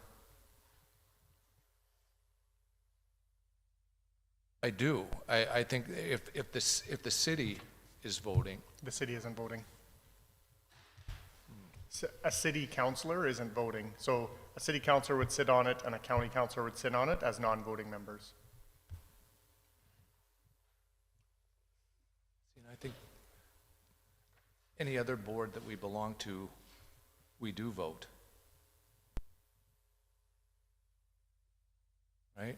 Whether it's library board, whether it's FCSS, WALA, yeah, thank you. But I think it's, now whether or not the county would be interested in being part of that, I mean, obviously that's totally up to them. But I think it's important that council does have a vote at the table. But we have a vote at this table. You could say the same thing for WALA or FCSS or library. I don't know that we need to be voting members on any of those boards. That's. I would argue that FCSS is different only in that they're at arm's length of the city. So you actually are making decisions. With this, with the rec board, the city council would be making those decisions. Same with the library board. So two different functions of a board.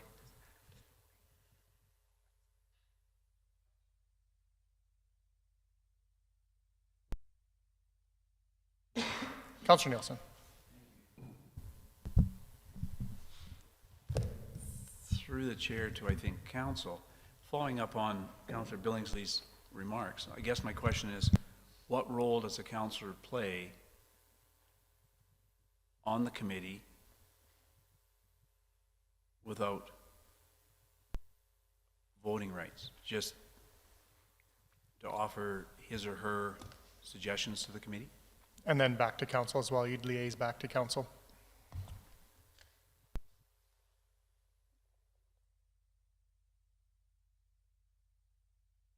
Councilor Bronco. Thank you, Tyler. Going back to my colleague Bill here, he had something about putting the culture. Okay, so are we talking to your motion or no? That's the motion, yeah. I feel differently about that, Bill, because if we have a sports committee, and what's to say the sports group doesn't have 7 people versus the culture, so the culture will always be voted out, or one way or the other. I tend, if we're going to have a culture committee or a culture liaison group, or I'd rather keep them separated, because otherwise we're going to have conflicts, I believe, because are we stacking the culture group or are we stacking the sports group? So I'm just a question. Go ahead, Councillor Elliott. Thank you, Mr. Mayor. First of all, this is an advisory committee, so this committee will just be giving advice. It won't be making decisions. In the past, when we had it as a Recreation and Culture Board, it worked very well and there wasn't a lot of conflict. Recreation today is not just all about sports. Recreation involves what people do in their leisure time. So it could be hiking trails, it could be hiking or walking trails, it could be all sorts of things. So I don't think there's a conflict having the two on the board. And to the fact that they're ex officio, again, I think they would just act as a liaison to the appropriate councils, and that would be their job. So to vote on something as a liaison and advisory committee, I think the way the motion stands is okay. Thank you, Mr. Mayor. Councillor Aberley. Thank you, Mayor Gandam. I took some time to put it into my head. Councillor Platts made a joke of me last week about talking and thinking at the same time and just trying to breathe was hard for Councillor Aberley. To the voting, I agree that it, as an advisory committee, I like to see a member of council as being ex officio. I would see why the library board and FCSS would be different, but we are there really as that liaison, and so I see not having a vote allowing the board itself to advise council rather than council having a say in how they're being advised, and that may not have come out as well as I'd hoped. My initial question was going to be going towards the voting members of the two youth, and this is really just a question for Zanette. Because the remaining 5 or 6 will be appointed by council, who are the youth appointed by? The youth would also, sorry, protocol, I'm getting used to this protocol stuff. Through the chair to Councillor Aberley, the youth would also be appointed by council. Yep. So they would follow the same application procedures and such as the adults. Yeah, that was just my question because it doesn't say that in there. And to Councillor Elliott, I fully understand and respect your inclusion of culture. I will not be voting for the motion as made. However, I am on the same page as Councillor Bronco that, well, I think we're on the same page. I think that if we're going to do this, we need a culture board, advisory board that is separate from recreation. I think back to 5, 6, 7 years ago when elements of the Parade of Programs calendar thingy that went out, I had to argue how the museum downtown was even a part of recreation. I do believe that we need to focus on culture specifically, and it is separate from walking the trails and having the sports, and they're all important. I would say equally important, and I don't like throwing culture into that board. Thank you. Are you making an amendment, Councillor Aberley? Okay, You can just strike culture from... I would like to make an amendment then, sorry. Yeah, to strike culture from the motion. Okay, to the amendment. Any discussion?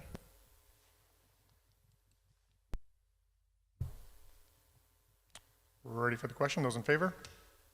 Opposed? Carried. Wait just a second and... Okay. If you could just bring it up just so we have reference, please.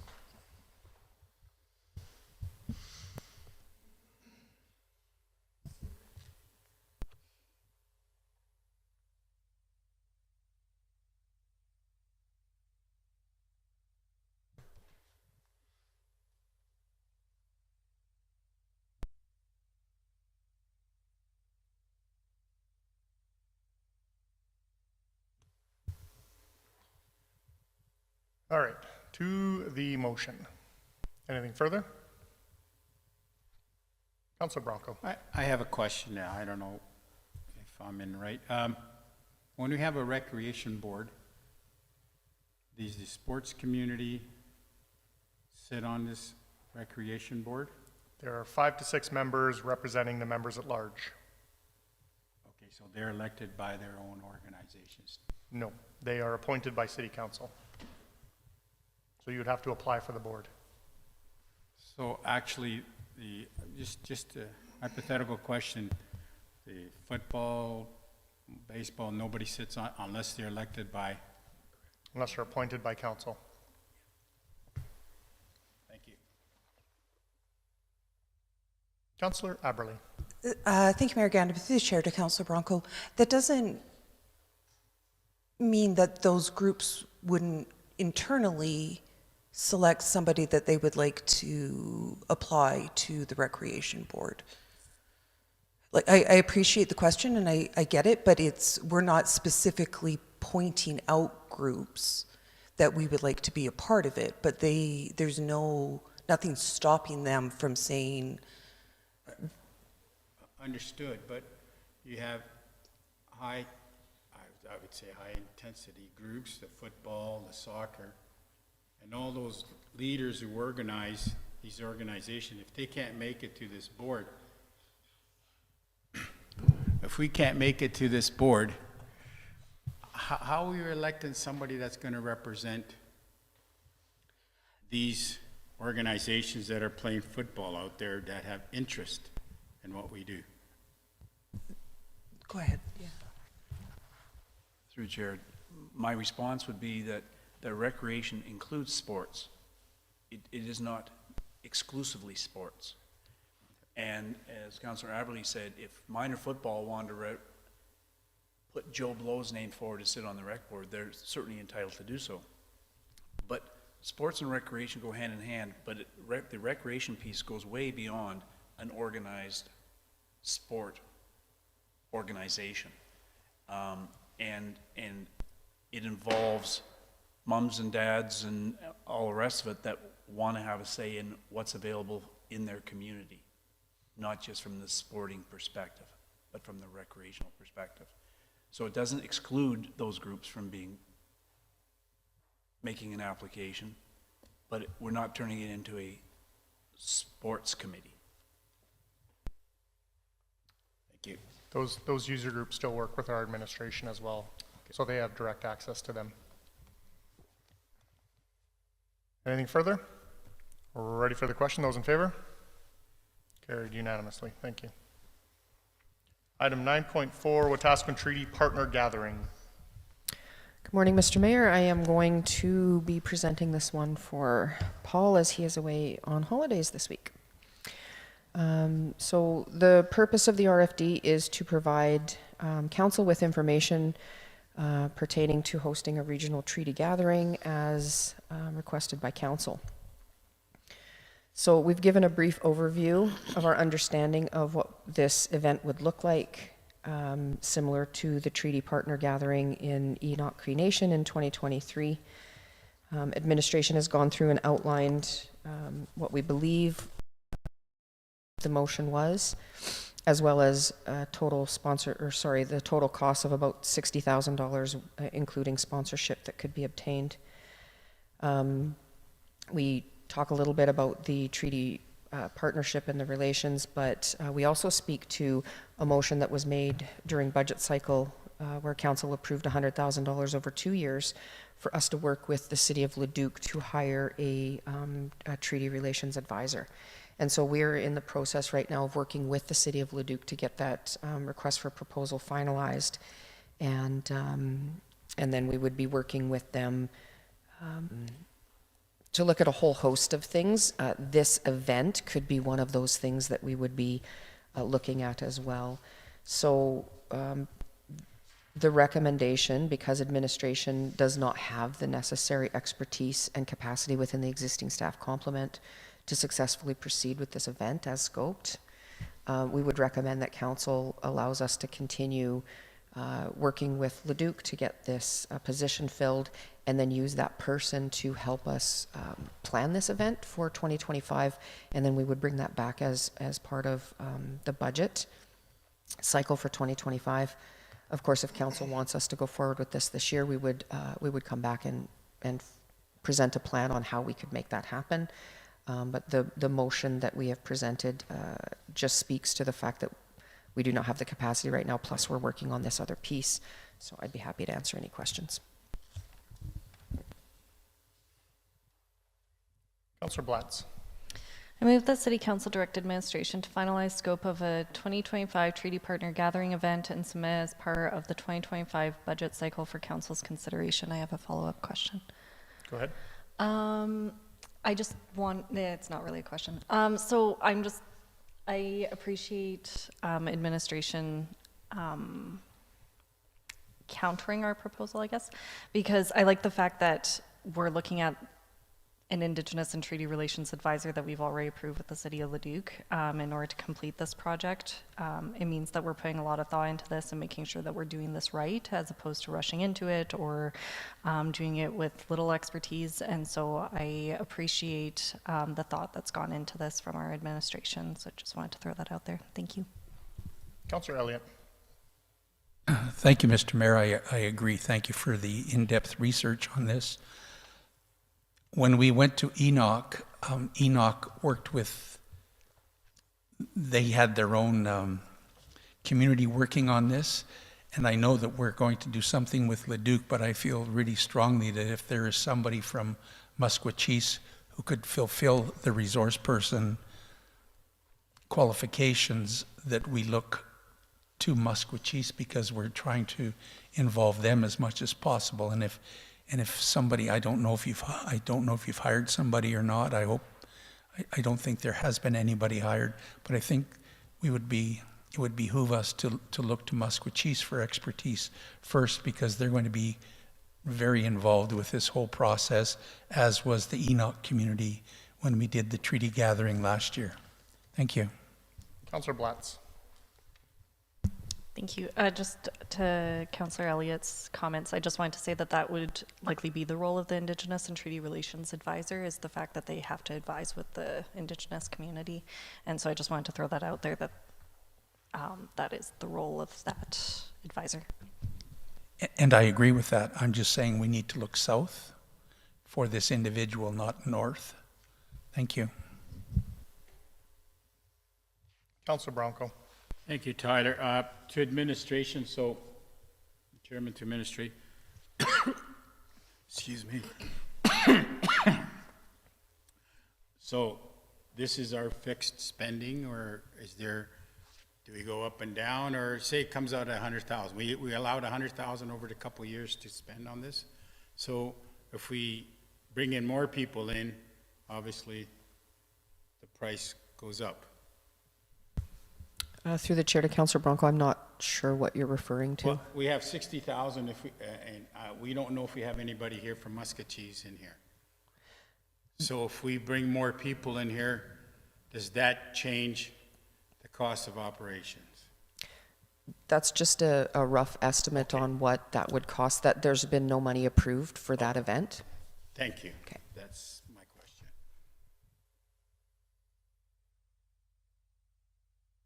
Anything further? Well, I appreciate Councillor Elliott's words on who might be best in serving that role. Council's role isn't to be directing administration on who we hire and where they're from. What's the suggestion? Anything further? We're ready for the question. Those in favor? Carried unanimously. Item 10.1, Council Committee Reports and Attendance.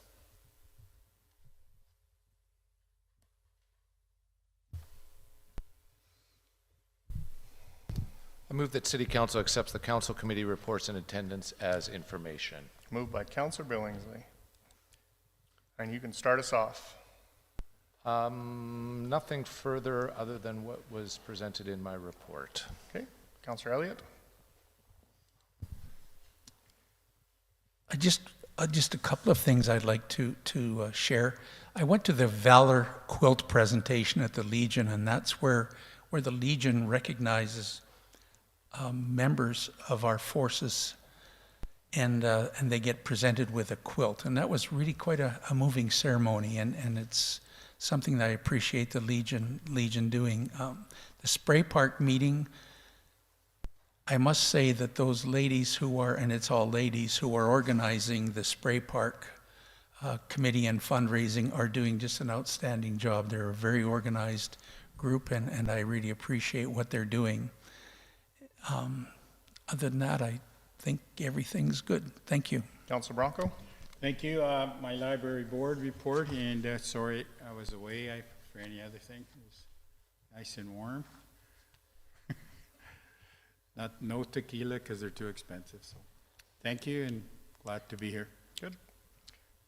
Same, February is a busy month, but I don't think anything I haven't already highlighted. Ready for the question. Those in favor? Carried. Thank you. Bylaws 11.1, Bylaw 2059-24 to amend Land Use Bylaw 1804-14 to redistrict a portion of Northeast 1346-24-4. Welcome. Thank you, Council.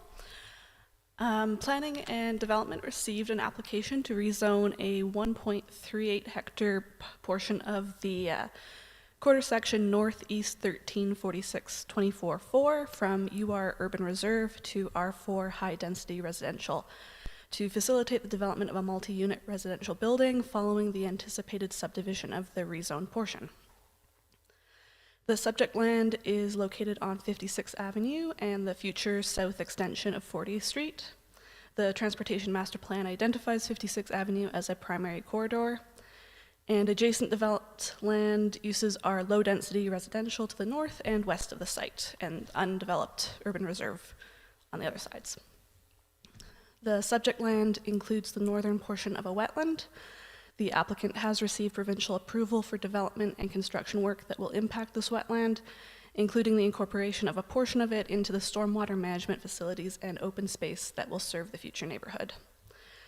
The land is subject to the East Residential Area Structure Plan, which identifies the subject land as one of 2 multi-unit residential sites planned at the north entrance to the neighborhood.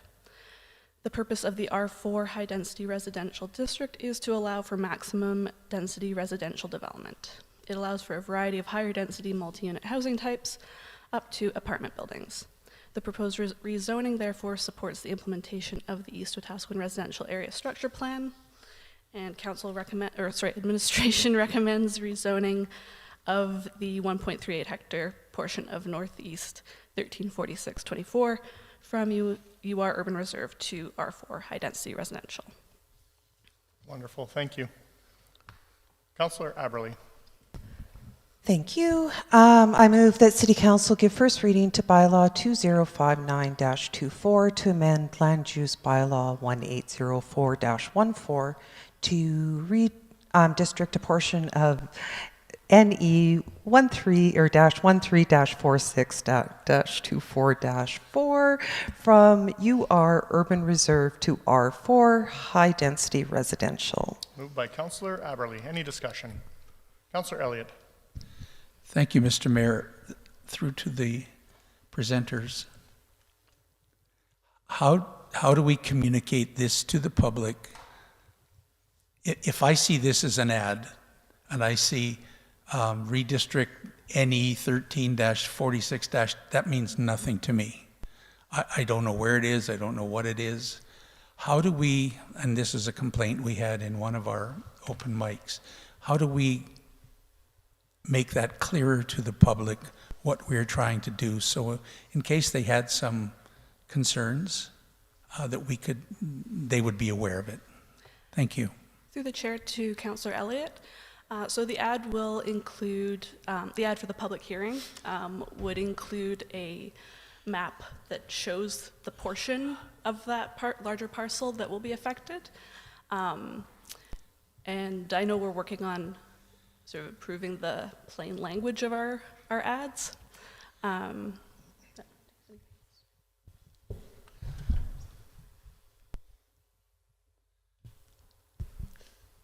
We, in the language of our ad, we would also give some indication of what would be allowed by the zoning that's proposed.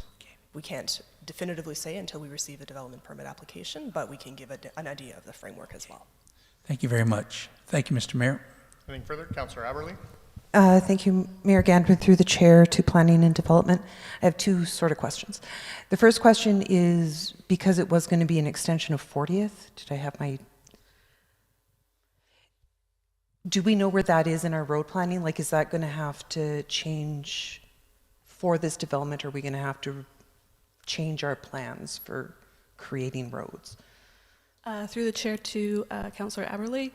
In the report, there's the map from the area structure plan, and it shows where that 40th Street southward extension will be. So there won't be any change. But it has, sorry, what I meant was the extension hasn't been paved yet. So would we be having to change our current road creating processes to pave that section because we're looking at this now versus in the future when we might have already redistricted it? Does that make sense? Sorry. Yeah, through the chair to Councillor Aberley, the developer is required to do the road extensions as per engineering. So once planning gets approval from council at some point, everything goes into a development agreement or a development permit with conditions. Engineering would speak to what needs to be required for underground utilities and roads.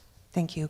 And then with high density, and it might have been that I was getting myself confused, it is only residential, or would they be allowed to do a combination residential, commercial, retail? Through the chair to Councillor Aberley, our land use bylaw, the R4 district does not include any commercial, or it only includes residential. Perfect. Thank you very much. Councillor Nielsen. Thank you. Through the chair to our presenters. As part of the approval process, is there conditions related to the ability of our fire department? So for example, if they said we want a 40-story building, and I have no idea what our ladder truck goes up to. Not 40 stories. Like, is all of that taken into consideration in that whole development process? Through the chair to Councillor Nielsen, so I can tell you that the R4 zone only will allow up to about 6 stories, and the subdivision application would be circulated to the fire department, and I think the development permit application will also be circulated to the fire department, so they would have opportunity to flag any issues and give their input. Great, thank you. Anything further? I know that there's been a ton of work that's gone into this, working with the developer and getting us to a point where we could be here approving a land use bylaw change. So I want to thank administration for all the work that they did to get us to this point. We've been pushing hard to have development in our community, and this shows our commitment that not only council but our administration is willing to do in the work that they're going to put in to make sure that things like this happen. It's pretty exciting to see an area structure plan like this with a full-on development for our community, so thank you. Thanks. Ready for the question. Those in favor? Carried unanimously.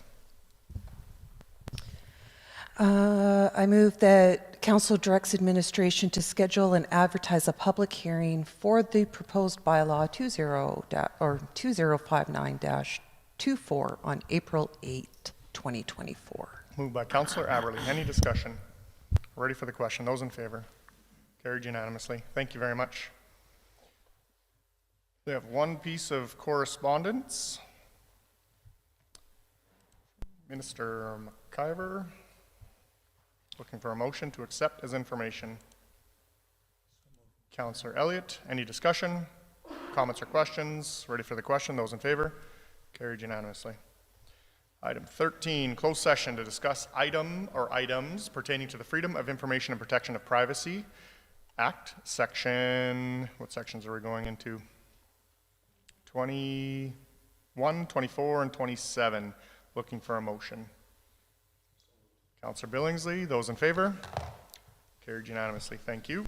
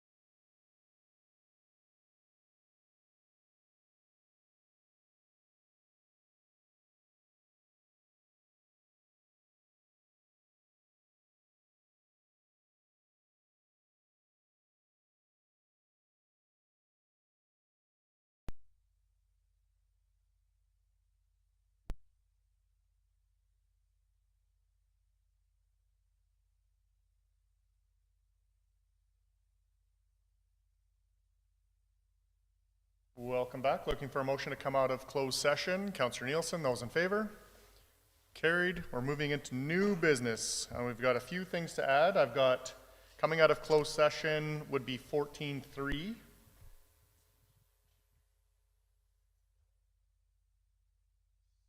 Second one out of closed session will be 14.4.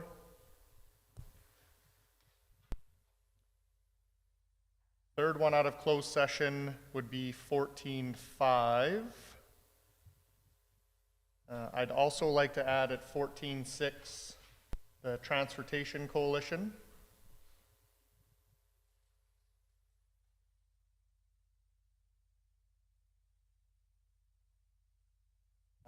From earlier today, Electromech Developments, 14.7.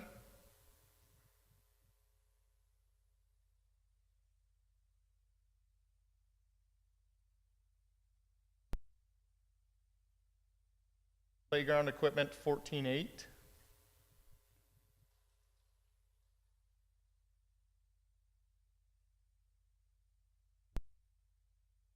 And for the sake of discussion, bear spray, 14.9. Was there anything else from administration? Nope. Councilor Bronco? 14.10?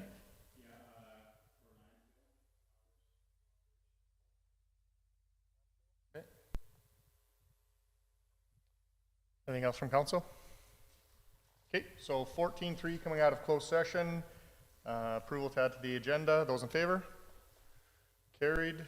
14.4 also out of closed session. Approval to add to the agenda. Those in favor? Carried. 14.5 coming out of closed session. Approval to add to the agenda. Those in favor? Carried.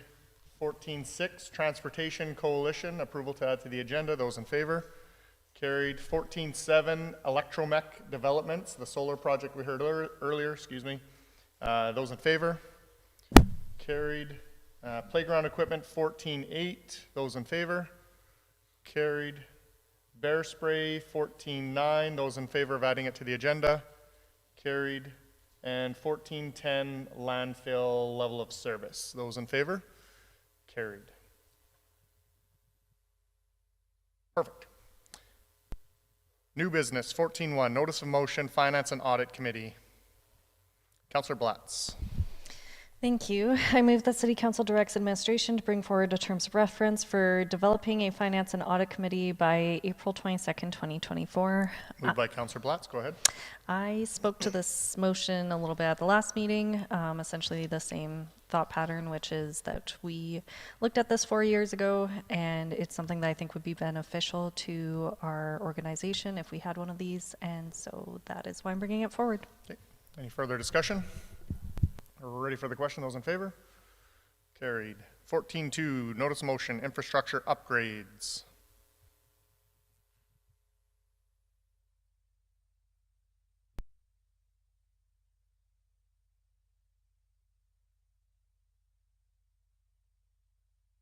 That's okay. That's you.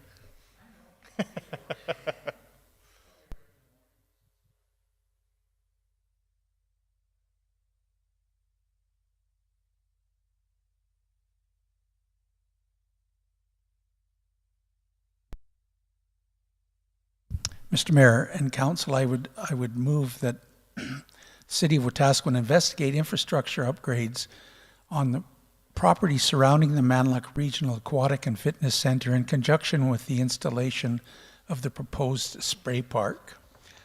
I sent forth, if I may continue, I sent forth a rationale that if we're going to be digging under the ground to put in the spray park, that we look at maybe extending infrastructure that might cover lights at the outdoor rink, the tennis courts, and the 3 ball diamonds that are down there.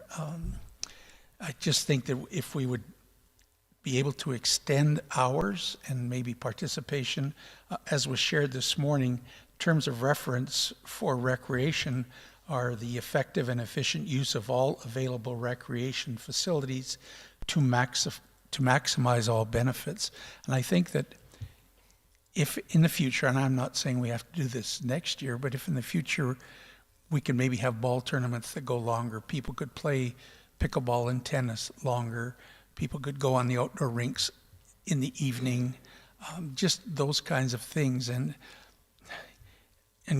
talking with Councillor Bronco earlier, we both were under the understanding when the Manluck Center was being built that there was going to be infrastructure on both sides of the Manluck Center. One was for a spray park, and the other side was going to be for a field house.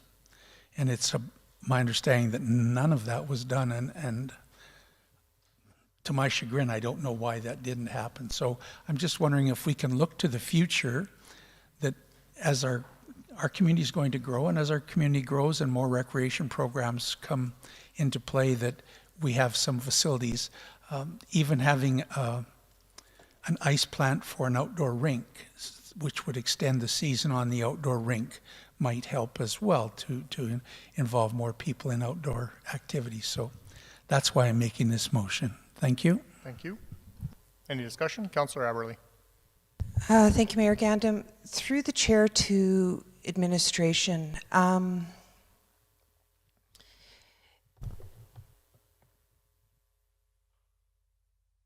sorry. I appreciate that the ground is going to be open, and I appreciate the ask. What I'm concerned about is timing with the spray park committee itself. Or do we know how that may or may not impact their project? Through the chair to Councillor Aberley, I don't think one has an impact on the other. We do need to, as part of the spray park, identify all those connections anyways and do some geotech work. What Councillor Elliott's asking for is just an expansion of what we would be doing with the spray park anyways. So it's not necessarily a new project, it's a addition to said project? What's being asked is definitely a new project, but we are doing aspects of that already with the spray park committee. Okay. Councillor Billingsley. Thank you. To administration, through the chair, I do have a few concerns about this. One would be time, one would be cost, and as well gathering information on something that we haven't discussed as a council, of this is a direction and things that we necessarily want to do. So I guess my question is, how much time will this take, and what's it going to cost us to gather this information? Through the chair to Councillor Billingsley, there would be a lot of, we would need to go back. So we have as-built records, but we need to confirm whether or not they're right. We know that the project doesn't have, from the Manluck project doesn't have as much information as we would like to rely on, so we would need to investigate to validate and confirm anything that we do have on record. It would require money, so we would have to come back to council to look into what's all required. So locating lines can be time consuming, and we would need to free up engineering time to take on something like this. Thank you. Councillor Elliott. Thank you, Mr. Mayor. Just a general comment. This is not in any way, shape, or form meant to impact the cost of the spray park. This is totally a separate request for that. My only thought was that it might be more efficient for the city to invest in the infrastructure when the infrastructure for the other part is already being placed. And it's not going to be, they're not going to start work till 2025 anyway. So it will give us some time to find out a little bit more, I think. Thank you. Councillor Bronco. Make sure your mic's on. I think Bill's right, because there's a lot to look at this and to get everything lined up. The sewer, the lights and the drainage and power and water. So I was anticipating this, we can go through budget and then put this into spring, because realistically, I don't see us doing anything there in the fall, because that's when the prices go skyrocket in demand for parts, or not parts, materials go skyrocket. So I would say early in the spring, but we would be debating come budget time this year. So I think we got lots of time a year. Go ahead.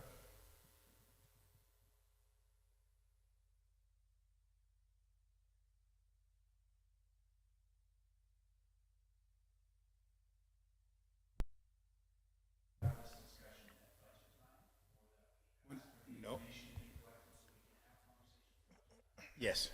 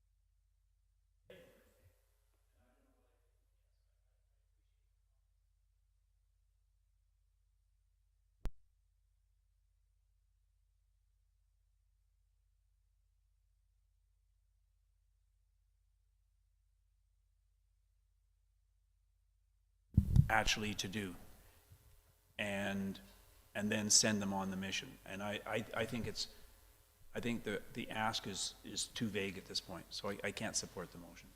Councilor Bronco. So my friend.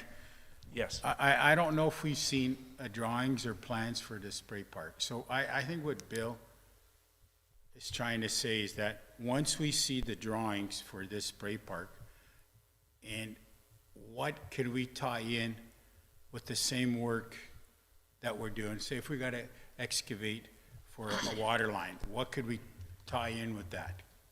We're going to have to bring power out there. So what can we tie in the same excavation that we're doing this for the spray park?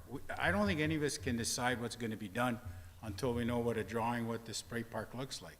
Where's it going to go? Where's it not going to go? How far are they going to put all this stuff in? Councilor Billingsley. Thank you, but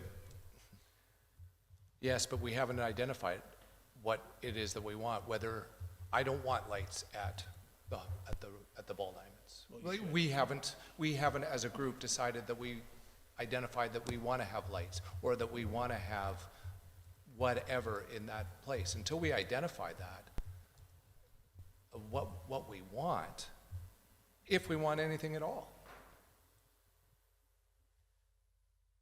Go ahead. Thank you.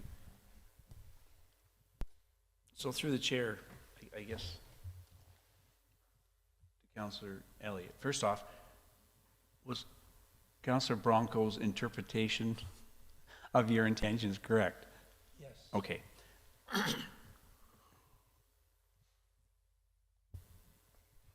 So then what?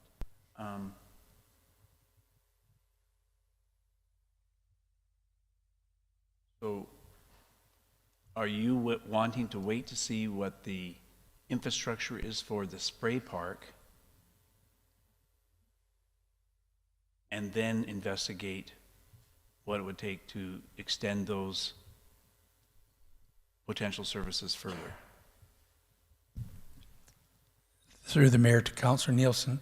So once there's a plan, a structure plan made for that, then we could just investigate what it would cost to extend those. I'm looking for potential down the road. Mm-hmm. Maybe the next council says, we want lights at the ball diamond, but there's nothing there. So if we can put them in at half the cost of what it would cost 5 years down the road, why wouldn't we do it now? That's my only concern. So let's see if we can get more bang for our buck now and have the potential. Maybe the next time we're going to have whole bunch of slow pitch players who want to have a 24-hour weekend ball tournament, and it would be under the lights, and it would really help our economy. I mean, there's so many different things that could happen. I just want us to investigate, that's all, to see, can the infrastructure that's going to be, the proposed infrastructure for the spray park, be extended to our other recreation facilities on that site?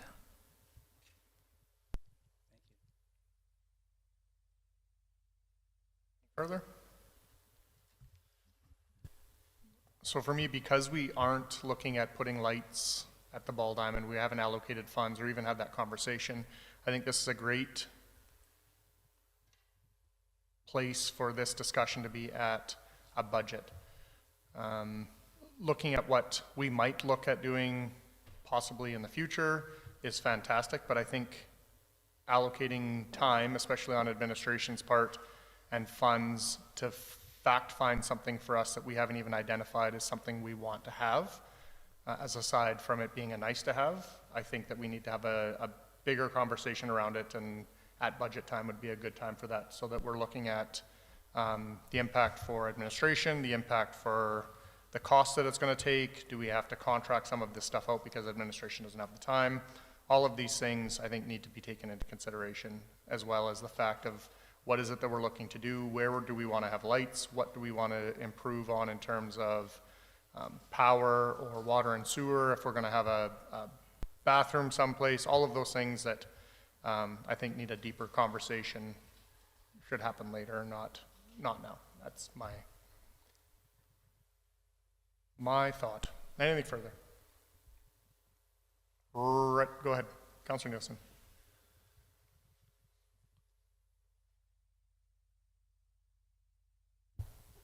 Sorry, I'm trying to.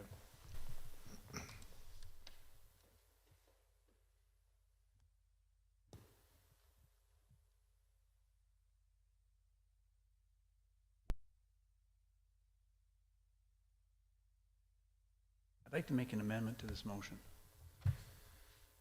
Go ahead. I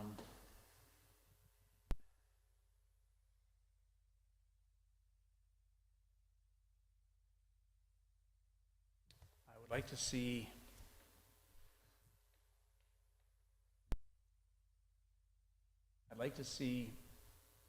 in conjunction with the installation of the proposed spray park deleted.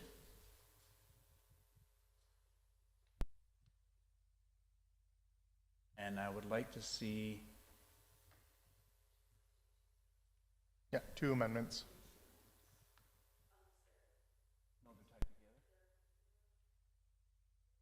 You're striking something from the motion, so we would vote on that amendment, and then you could make another amendment. Unless you're just changing with the in conjunction to something else. yeah, that's my intention. Okay, then you would just, it wouldn't be striking that, you're just rewording it then. So it would all be one motion, or one amendment.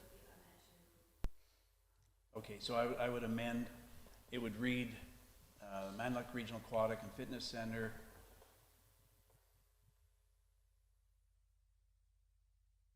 final plans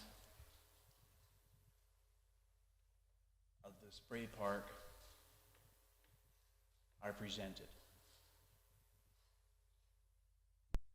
What that's saying to me is that the potential to investigate upgrades, there'll still be a conversation, but it will be when we see the actual installation of the proposed spray park.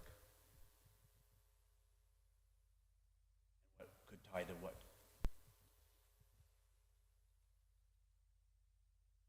I'm trying to leave it open so it just doesn't disappear completely. Because in your motion, you indicated that you want to tie in with whatever infrastructure might be there.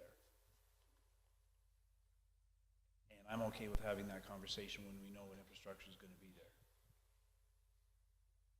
But if you're talking about council having that discussion, that's different than the city investigating it.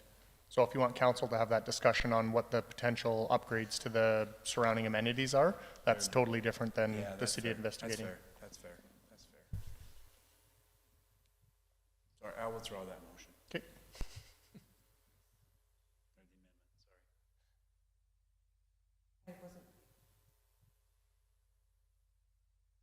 Discussion is still open on the motion. I just wasn't on the original motion now and not on the amendment. There is no amendment. Right, I'm just making sure I know there's no amendment because I wonder if we table this until we get those plans. And the reason I'm saying that is I'm actually agreeing with everybody here. And in my own way, until we know what we could or could not do, that would give us a better idea of what council may or may not want. What my concern is, where I wasn't going to support this motion, was because it was too broad for me, and so maybe that would help bring it in a little bit, because I don't want to send administration on spending all this time, because we had received some indication that it would take people off of their current course, and so maybe that would focus it more. So that would be my recommendation, is to table it until the final spray park, table the discussion until the final spray park plans are submitted to the city and council. Okay, so no discussion on the tabling. Voting in favor of tabling the motion. We're ready for the question. Those in favor? Opposed? Defeated.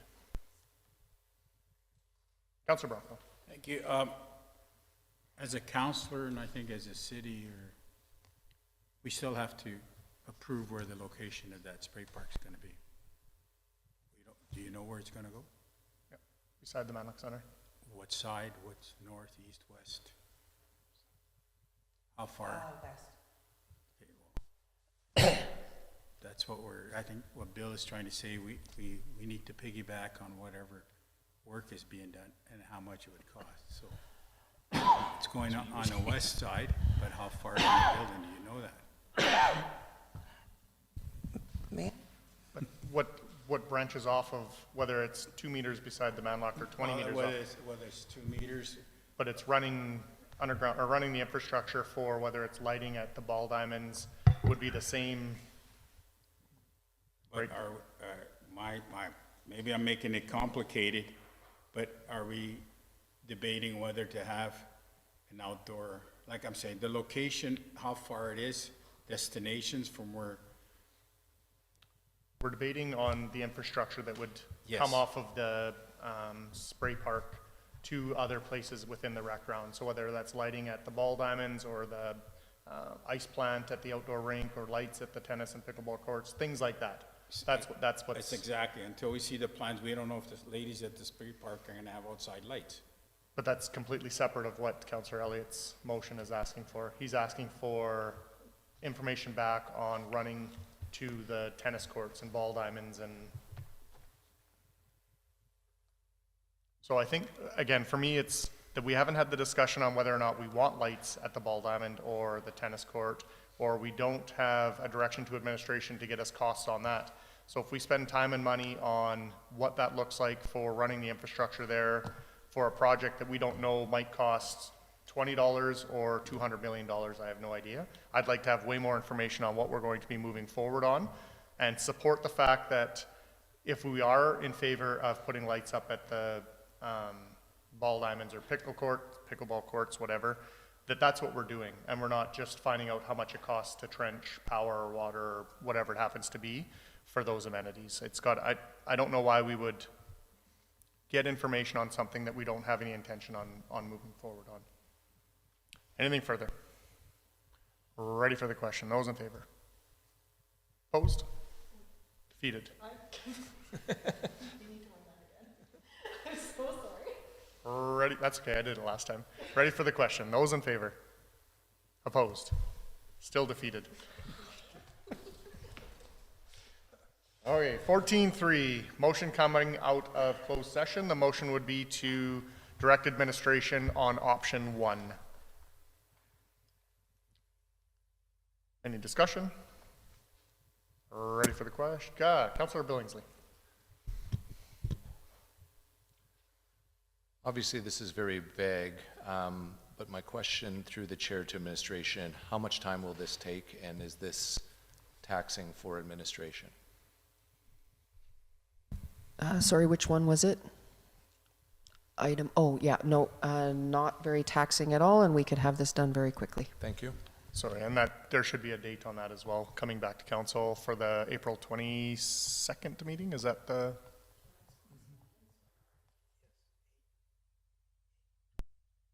8 and 22.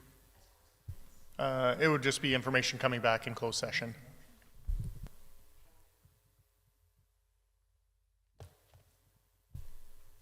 Anything further, Councillor Billingsley? No. Okay. So just the amendment to it is adding the date to it, April 22nd.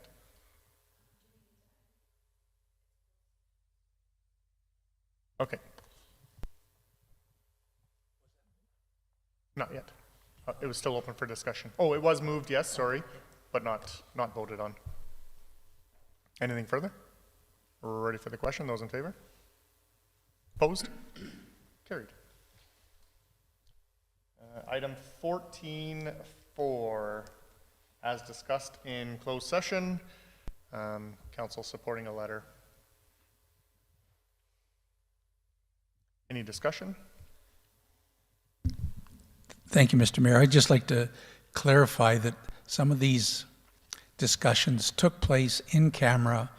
The motions are vague because it was done in camera, but once the results of these motions are made, then they will become public. It's just, we're not trying to hide anything from anybody. It's that. Yeah, that's important to note. Thank you. No, I know you know that, but I'd like the public to know that. I was meaning for Councillor Billingsley. Thank you. Any further discussion? Ready for the question? Those in favor? Opposed? Carried. And 14.5.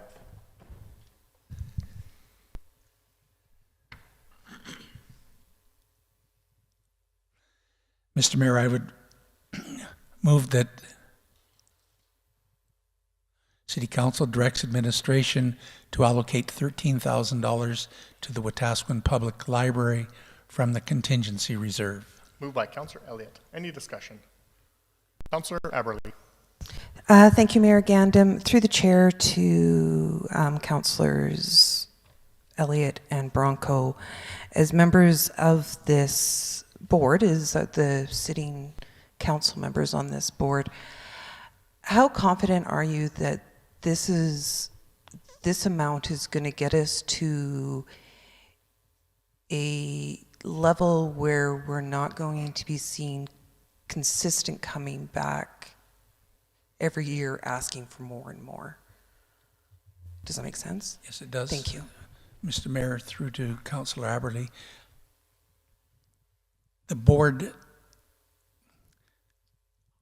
the director of the library has been working with the finance department and have come up with this number, and this number will get the library through 2024 and without going over budget.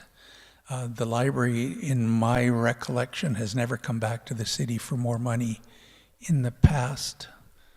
I'm pretty sure of that. So this is the first time this has been done, and there's been a change in management at the library, and I feel very confident that the $13,000 will be enough to get us through till the end of 2024. Thank you, Mr. Mayor. Councillor Bronco. Thank you, Tyler. To my colleague, Mike's on. I hope the library board did their paperwork, and that's what they're asking. And as I am blunt, that's all there is in the piggy bank. Anything beyond that, I will vote no at my board meetings. The piggy bank has what they're asking, and hopefully my colleagues, and take it or leave it.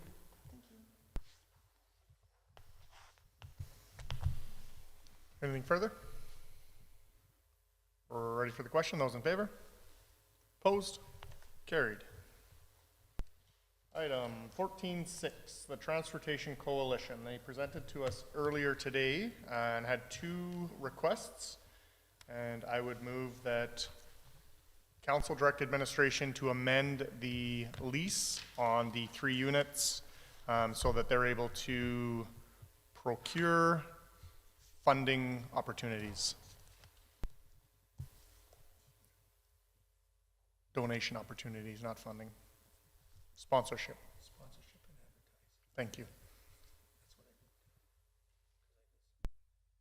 More money is what they're looking for. Okay.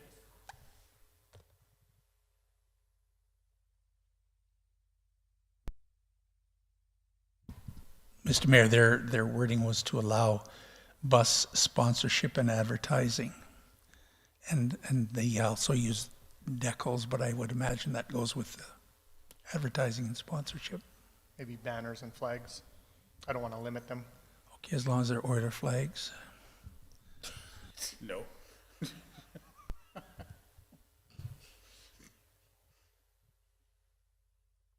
No, that's unfair. I shouldn't have made that face. If the Oilers want to sponsor our transportation, I would welcome it with open arms. The coalition would be the ones going after funding. Maybe there's a connection to the Oilers Foundation. Thank you. I have some sometimes.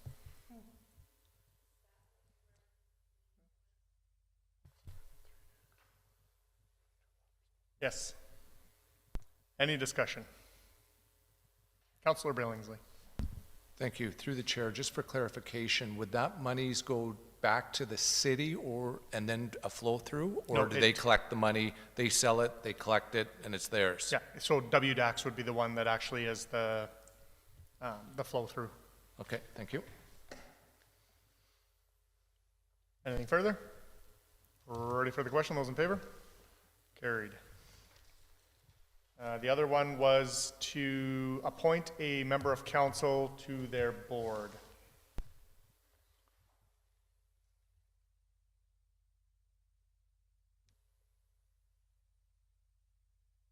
Go ahead. To the motion, I would be in favor of this, and I'd also be willing to sit on it if council would like that, even if it was just for this first year, while they are trying to get their nonprofit and charitable statuses up. That is experience that I have, and I think I could help in that way. I move that we appoint Councillor Aberly to the, I just need the motion back up. However you had it written, just add Councillor Aberly to it. To the Wetaskiwin Community Transportation Services Board of Directors.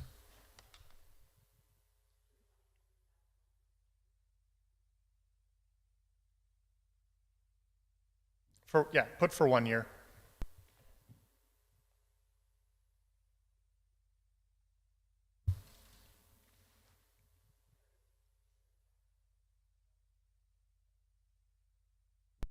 Oh, fair enough. Okay.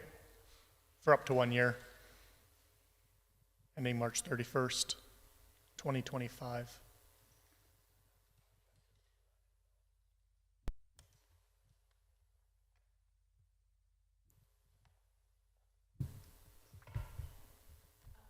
Yeah, up to.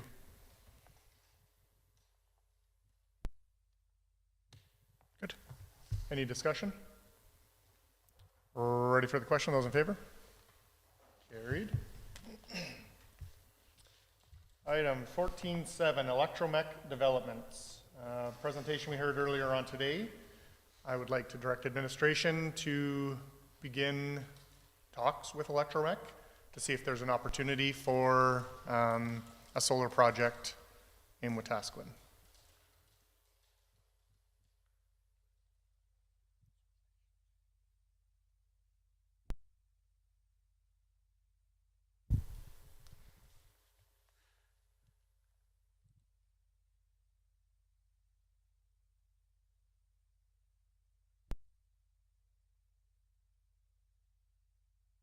Go ahead, Councillor Billingsley. Thank you. I guess just general discussion is, I'm not sure why we need a motion for this. If they're a private business that is looking to join the grid, would they not just be in contact with ECDEV or whoever within that? Why do we necessarily need to have a motion of council? If there was any time spent from administration, so if we're looking at it being on city land, or if we had the availability or opportunity to annex land for the project, I think that that would happen through administration rather than them coming to administration and taking up their time without direction of council.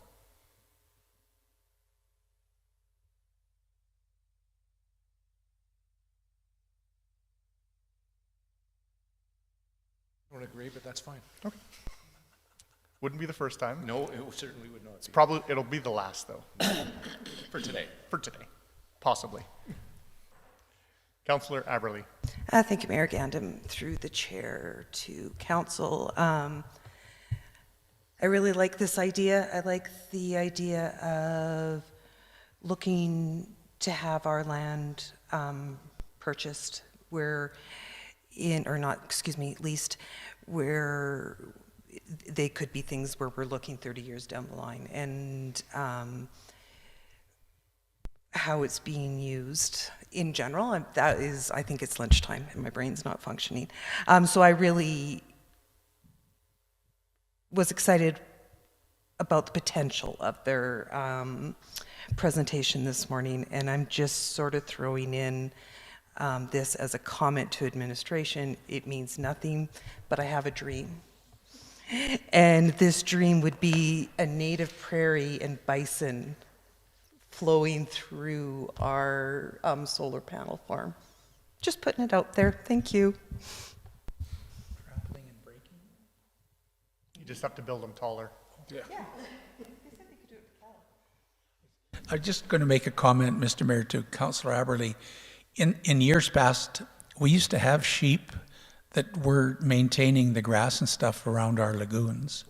So this would not be a problem with this proposed item as well. So, but I don't want the bison to break the solar panels. They'll be solar friendly. Anything further? Ready for the question, those in favor? Opposed? Carried. Item 14.8, playground equipment. I would,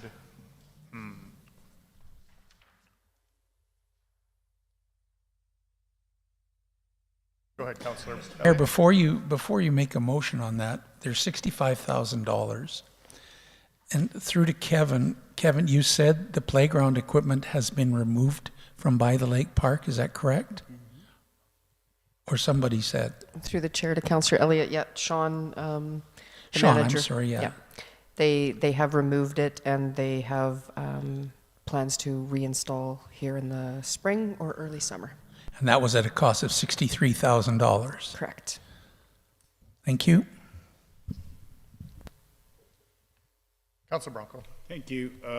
Clarification, Chair, to Sue, that is the only one we're replacing, because if we have $65,000 in funds, and we're going to spend 63 by the lake park, so that's the only playground that is getting refurbished? Through the chair to Councillor Bronco, they're two separate projects. So By the Lake Park had a separate project, and there were the playground was one of the things. And then we have a separate program where all of council approved the removal of all dangerous playground equipment citywide. And then we will be approaching council at some point in the future to talk about a playground strategy on what gets replaced, et cetera, because we only had enough money approved to do the dangerous removals, not replacements. Thank you. But we have funding for the By the Lake Park one already. Correct. Yeah. And we still have $65,000. We don't have 65,000. I was gonna, my motion would be that we pulled the 65,000 from the Urban Reserve Fund. What is It's all being stored in the land fund. Land Fund, thank you. So do we have a motion on the floor? Not yet, no. I'm just trying to think of how to word this.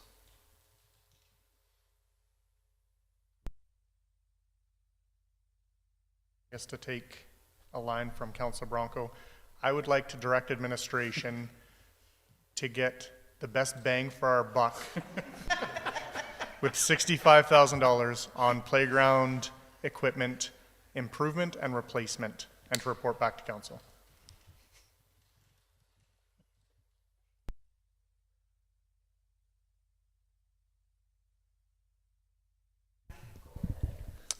The important part there is best bang for our buck. To replace on, okay.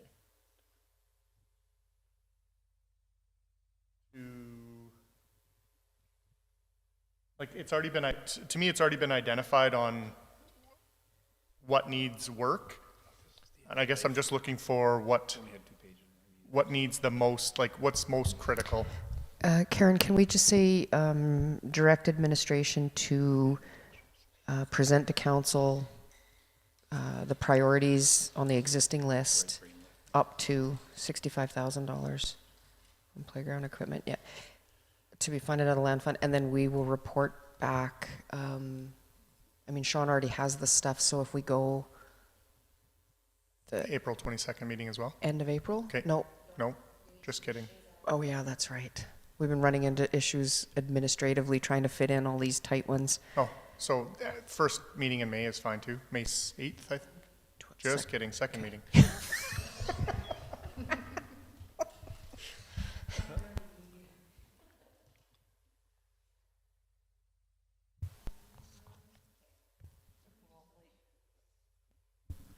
#21st.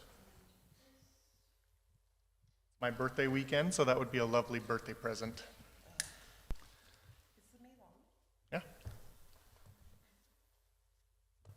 Did you make that motion? I did, yes. Eh,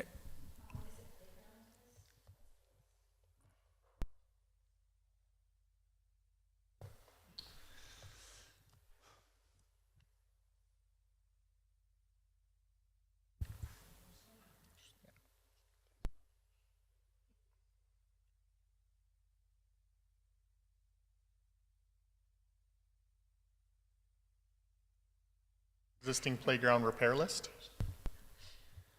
Yes. Sorry, I'm just trying to find what it's labeled as in the package. Playground improvement costs.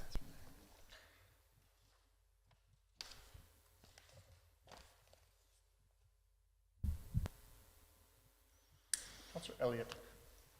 Thank you, Mr. Mayor. I only have one concern about this is if there is dangerous equipment, should we not be looking at getting rid of it ASAP as opposed to waiting until the May meeting? They already are.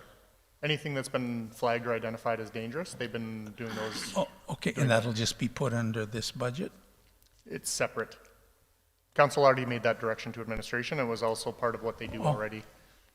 Okay, thank you. Councilor Billingsley. Thank you.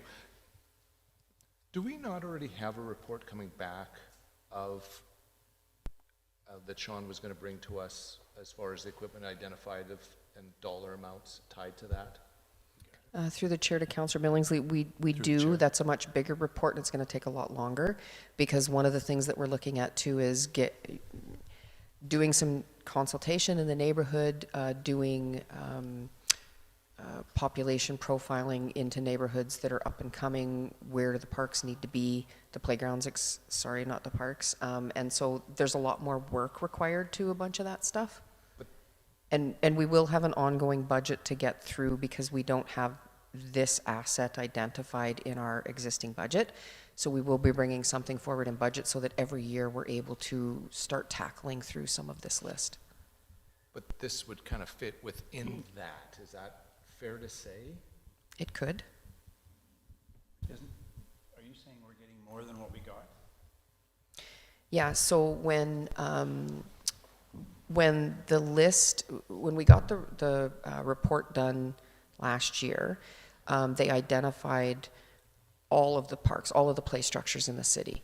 And so when we came back to council, we said, these are the most important dangerous pieces that need to be removed. The discussion with council was, okay, but if there's 2 slides here, maybe we still need 2 slides here. And so we need to go back and do more investigating on what exactly, we know what's at each park, what needs to be replaced, what is the need of the neighborhood. And so we are going to be coming back and speaking with council on that, but it's a much longer project.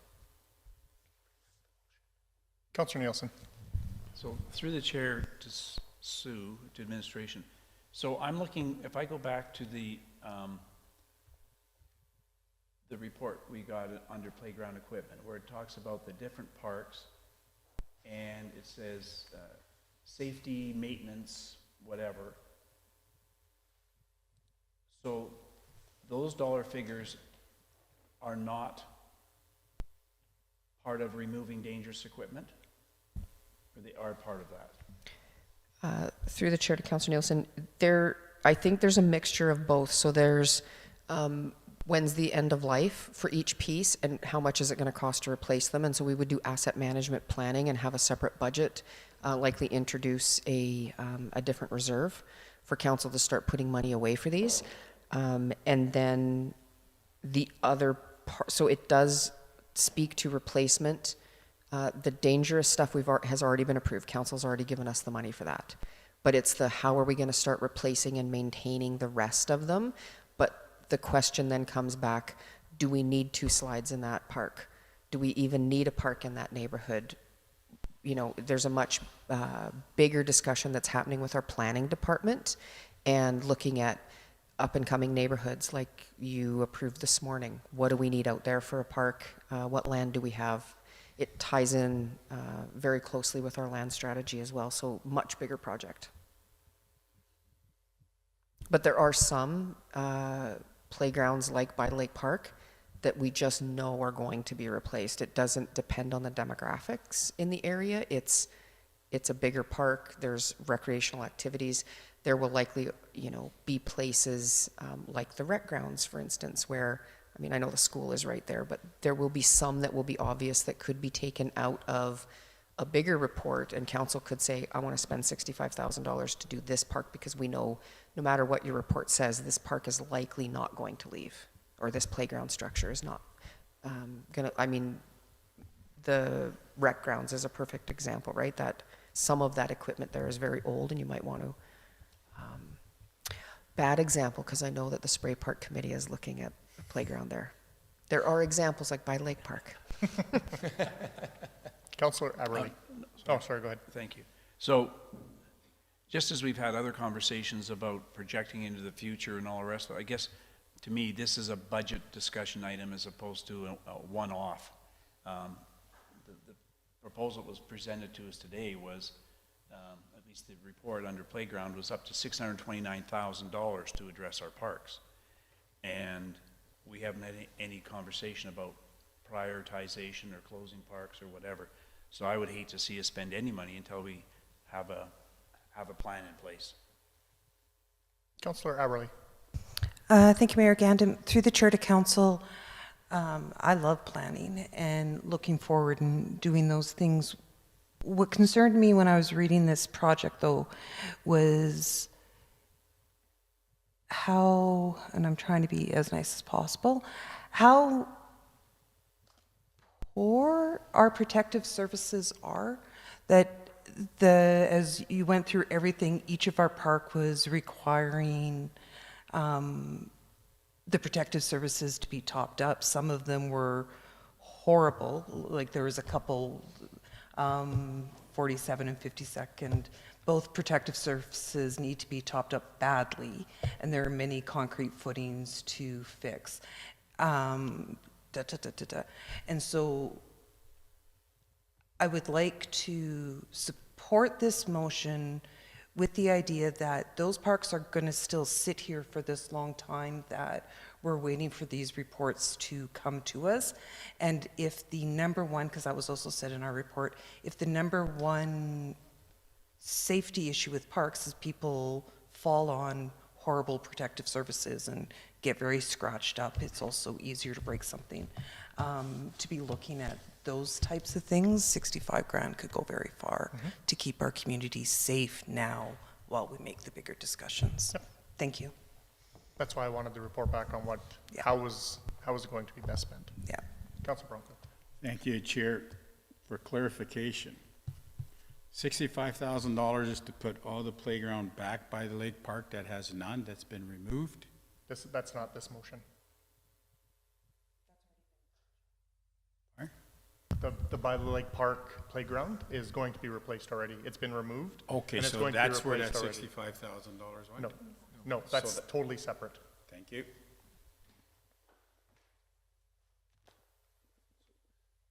Go ahead. Thank you. Just to clarify, Mr. Mayor. Thank you. To clarify, where is the 63,000 coming from? Land reserve. Out of the land, and did we make a motion to that effect? Yes. Okay. Now. It's the motion's on the floor right now. Yeah, sorry, through Oh, the sorry. Yeah, that was in budget, and it was, I believe it was funded through the infrastructure surcharge tax. Okay. No, Oh, so are you talking about by the lake park or this motion? about by the lake park. Oh, gotcha. The 63 for by the lake park. That's in the budget already. Sorry, and this motion just speaks to coming back with Yes. what can be done? I understood this, but I wasn't clear about the by the lake park. Thank you. Yep.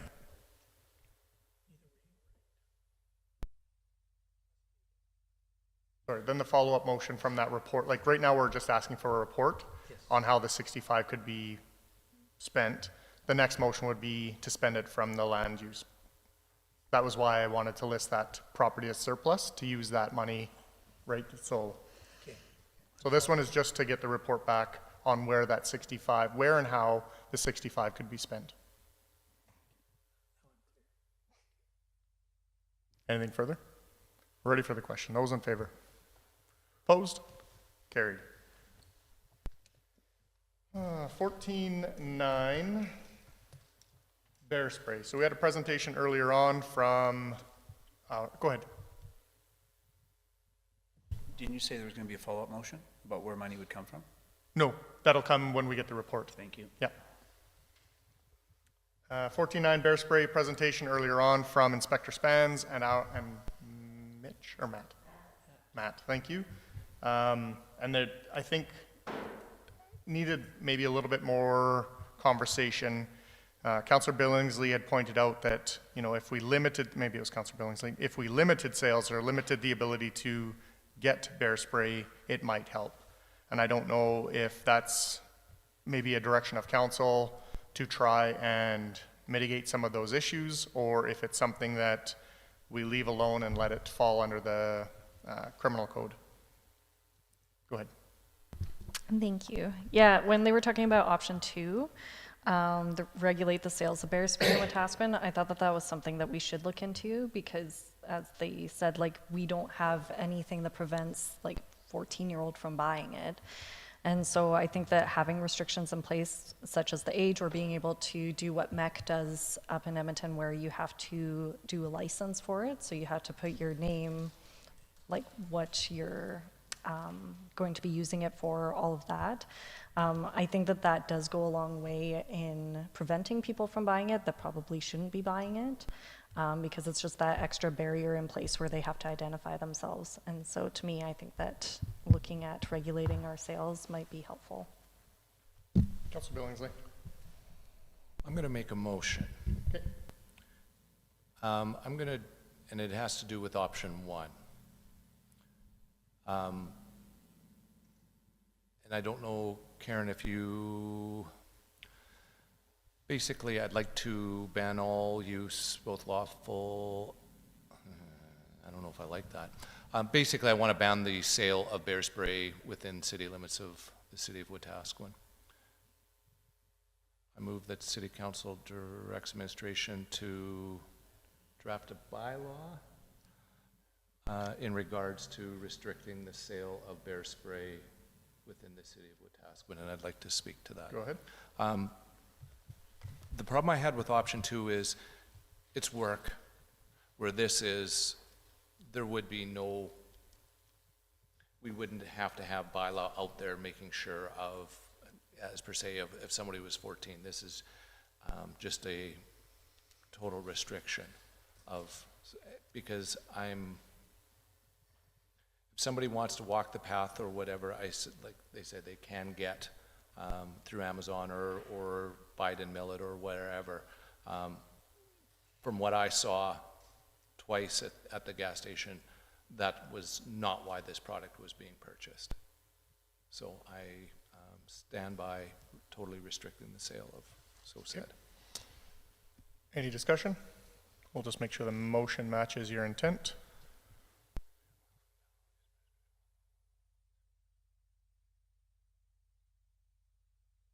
Sure.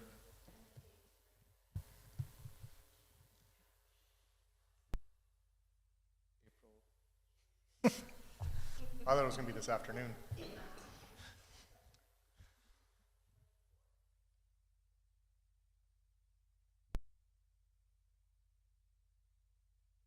Moved by Councillor Billingsley. Go ahead, Councillor Bronco. Thank you, Chair. I totally disagree with this because we have a law system in place, and I totally am opposed to anything that says that residents can't buy or no buy. We have residents who go for walks. Maybe they go in Banff and they want to buy. Where do we stop saying our residents can't buy? Is alcohol a problem in our community? Yes. Let's ban it. Is it a motion? I can make a motion for that. We ban it. Is tinting illegal? Yes. Where do we stop? Let the people choose. It is a criminal offense if you use it. I carry baseball bats in a glove. Does that make me a criminal because I have something outside that could be used as a weapon? A wrench, anything you got. I will vote no against this motion. But I look forward to your follow-up motion. Councillor Elliott. Thank you, Mr. Mayor. I also don't agree with this motion. I would like to see people have to present identification when they purchase it and have whoever at the point of sale that those people record that so that we have at least the names of those who bought it, and you have to show your identification in order to buy it. Thank you. Okay. Councillor Blatz. Through the chair to Karen, can you bring back up the motion really quick? Thank you. Okay. I would have been okay with this if it was to ban the sale of bear spray, but it's to ban all use of bear spray, and both lawful and unlawful, and so I don't agree with that. Would you like to make an amendment because I'm mean more that? concerned about the sale. Okay, right? I'll make an amendment. Just for the sale? Yeah. Okay. And I'd like to speak to the sale because As soon as we get it updated, yeah, as soon as we get the update. Just for it to be the sale, not to be in possession of. Yeah. So swap out the part where it says ban all use and use ban all sales.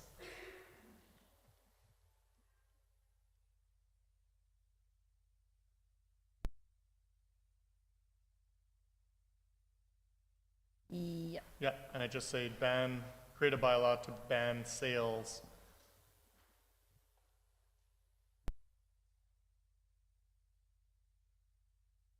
of bear spray within the city.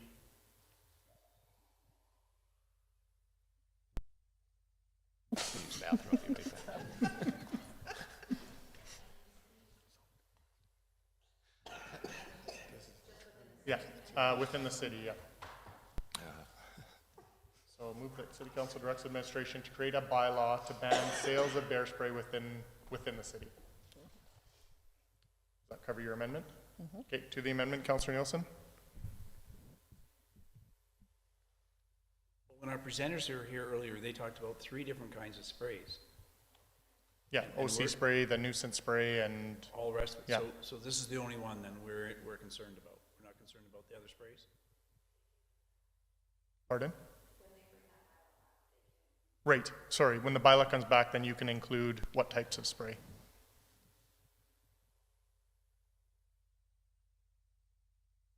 I'm good, thank Good, you. Sorry. okay, Councillor Billingsley. Thank you. I'm wondering if there isn't something already on the books as far as identification, because so said individuals did have to sign off on buying that bear spray or spray, whatever it was. But that didn't seem to stop them from acquiring. Councilor Bronco? Thank you to the chair and my colleagues. What designate a sale in Wetaskiwin? Retail. So Retail, so Amazon can come out here, you order it, that's a sale. If you can pay when you get delivered, that's not a sale? Yeah, we're ordering it in. It's not a sale happening within the city of Wetaskiwin with somebody who has a But if business he, license to. if he pays for that with his MasterCard at the door, that's a sale in Wetaskiwin. You don't pay for Amazon packages at the door.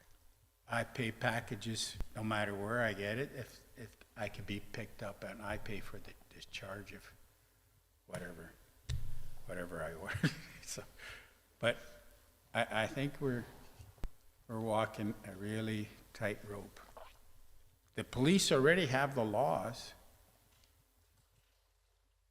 So why predict ourselves with more work?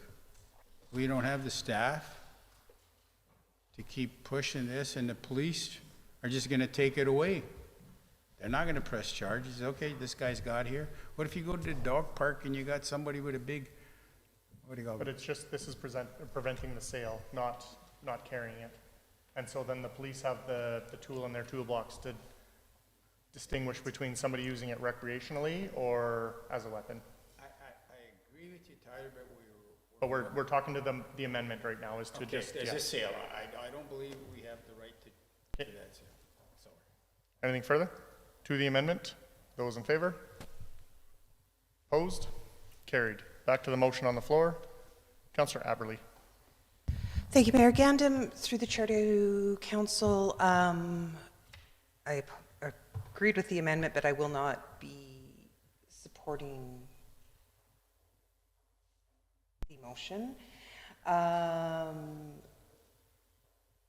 can't in good faith limit even the sale here in our community. I know you can get it within 24 hours. I appreciate the reason for what may be in option 2, but it's going to be purchased and sold anyway, and making it unavailable to purchase within our community could create larger instances where we're not seeing it be acquired lawfully. And I agree with Councillor Bronco again today. I know that the ability to protect oneself is of primary importance to me. So thank you. Anything further? Go ahead, Councillor Nielsen. Thank you. I too won't support it, but my reasoning is a little bit different. My reasoning is related to Inspector Span's comment, although he said he can't substantiate other than his personal opinion, that it may give rise to other weapons of mass destruction. So. Anything further? We're ready for the question. Those in favor? Opposed? Defeated. Okay. Let's break. This one's going long.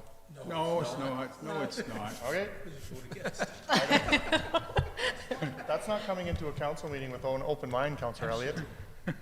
Councillor Bronco, 1410 landfill level of service. My move is that, I move that council directs administration to report the cost of operations on a 4-hour operation of a Sunday opening, and also landfill operations from 8:30 to 4:30 weekly. Yes, I do. You sure you can read my writing?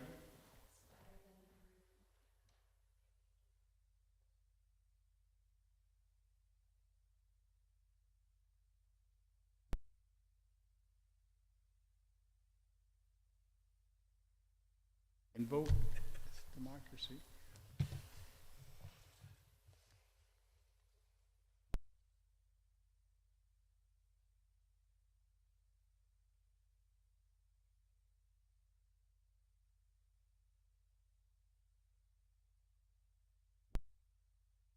Yeah, it would be two separate motions.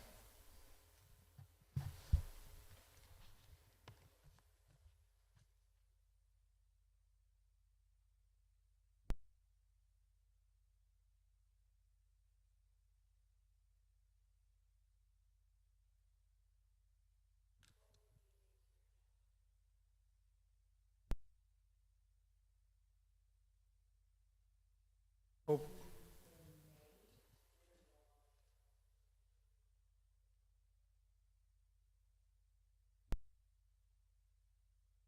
Before Tyler's birthday, so people can clean the yard. Or right after my birthday, because I'll have lots of garbage from all the presents I get. As a birthday present, like leave you there. Leave you there. I would jump in with you. I wouldn't. Councillor Billingsley.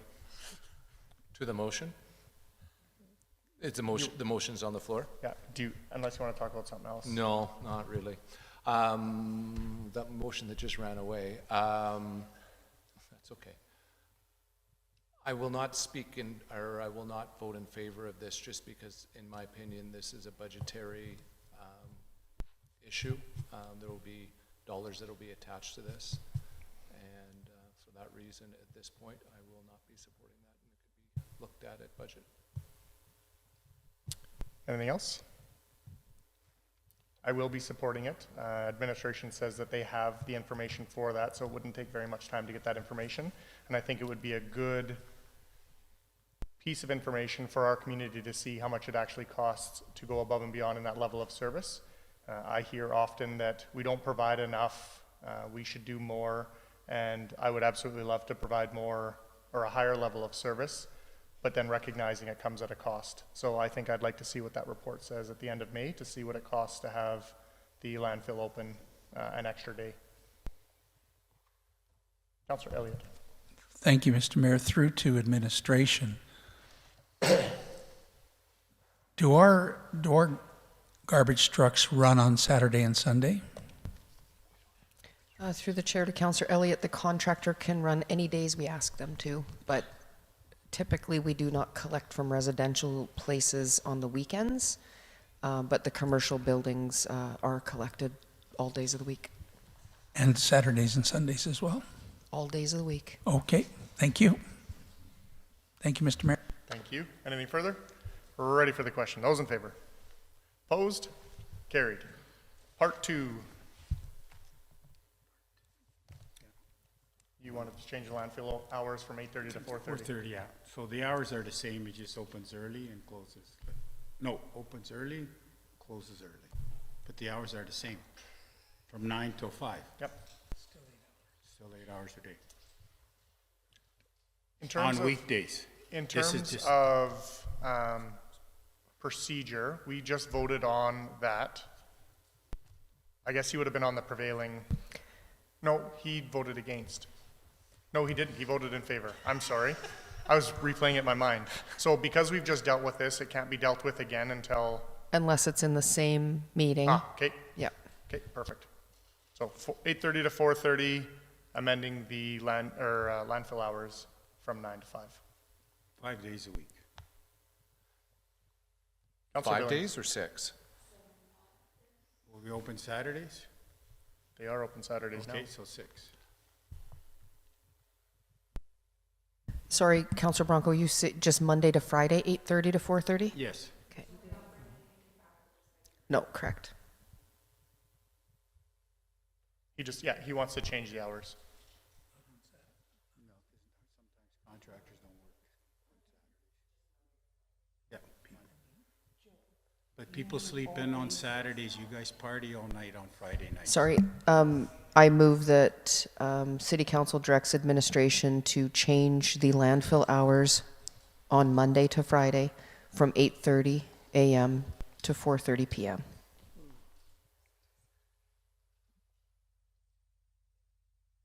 Effective.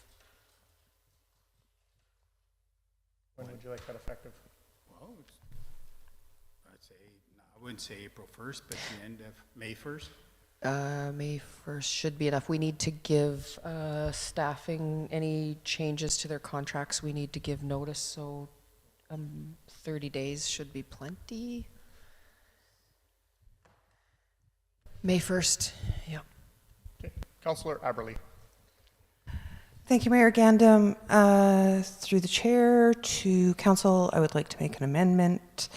Part of the motion this morning, oh my God, it went away. Part of the motion this morning was how confusing it is to have different times on the landfill anyway. So if we're going to discuss 8:30 to 4:30, I'd like it to be during hours that it is open, and it is currently open 6 days a week. So to read Monday through Saturday, 8:30 to 4:30. Okay, to the amendment. Which is 5 days? Or 6 days. 6 days? 6 days, yeah. Okay. Consistent. Consistent, Okay. so it's the Okay. same all week long. Councillor Elliott. Thank you, Mr. Mayor. Just a comment or question. Do we have enough information as to the numbers of people who are there at 9 o'clock? And how many are waiting at 9 o'clock? And how many are coming after 5 o'clock? Like I think it's a challenge to make a decision if we don't have numbers. Thank you. That's why it was, when I made the decision this morning to keep the hours, or have the hours as per administration's recommendation, it was based on their experience, knowing firsthand. Councillor Aberle. You basically said what I was going to say. So. Did you have something, Councillor Nielsen?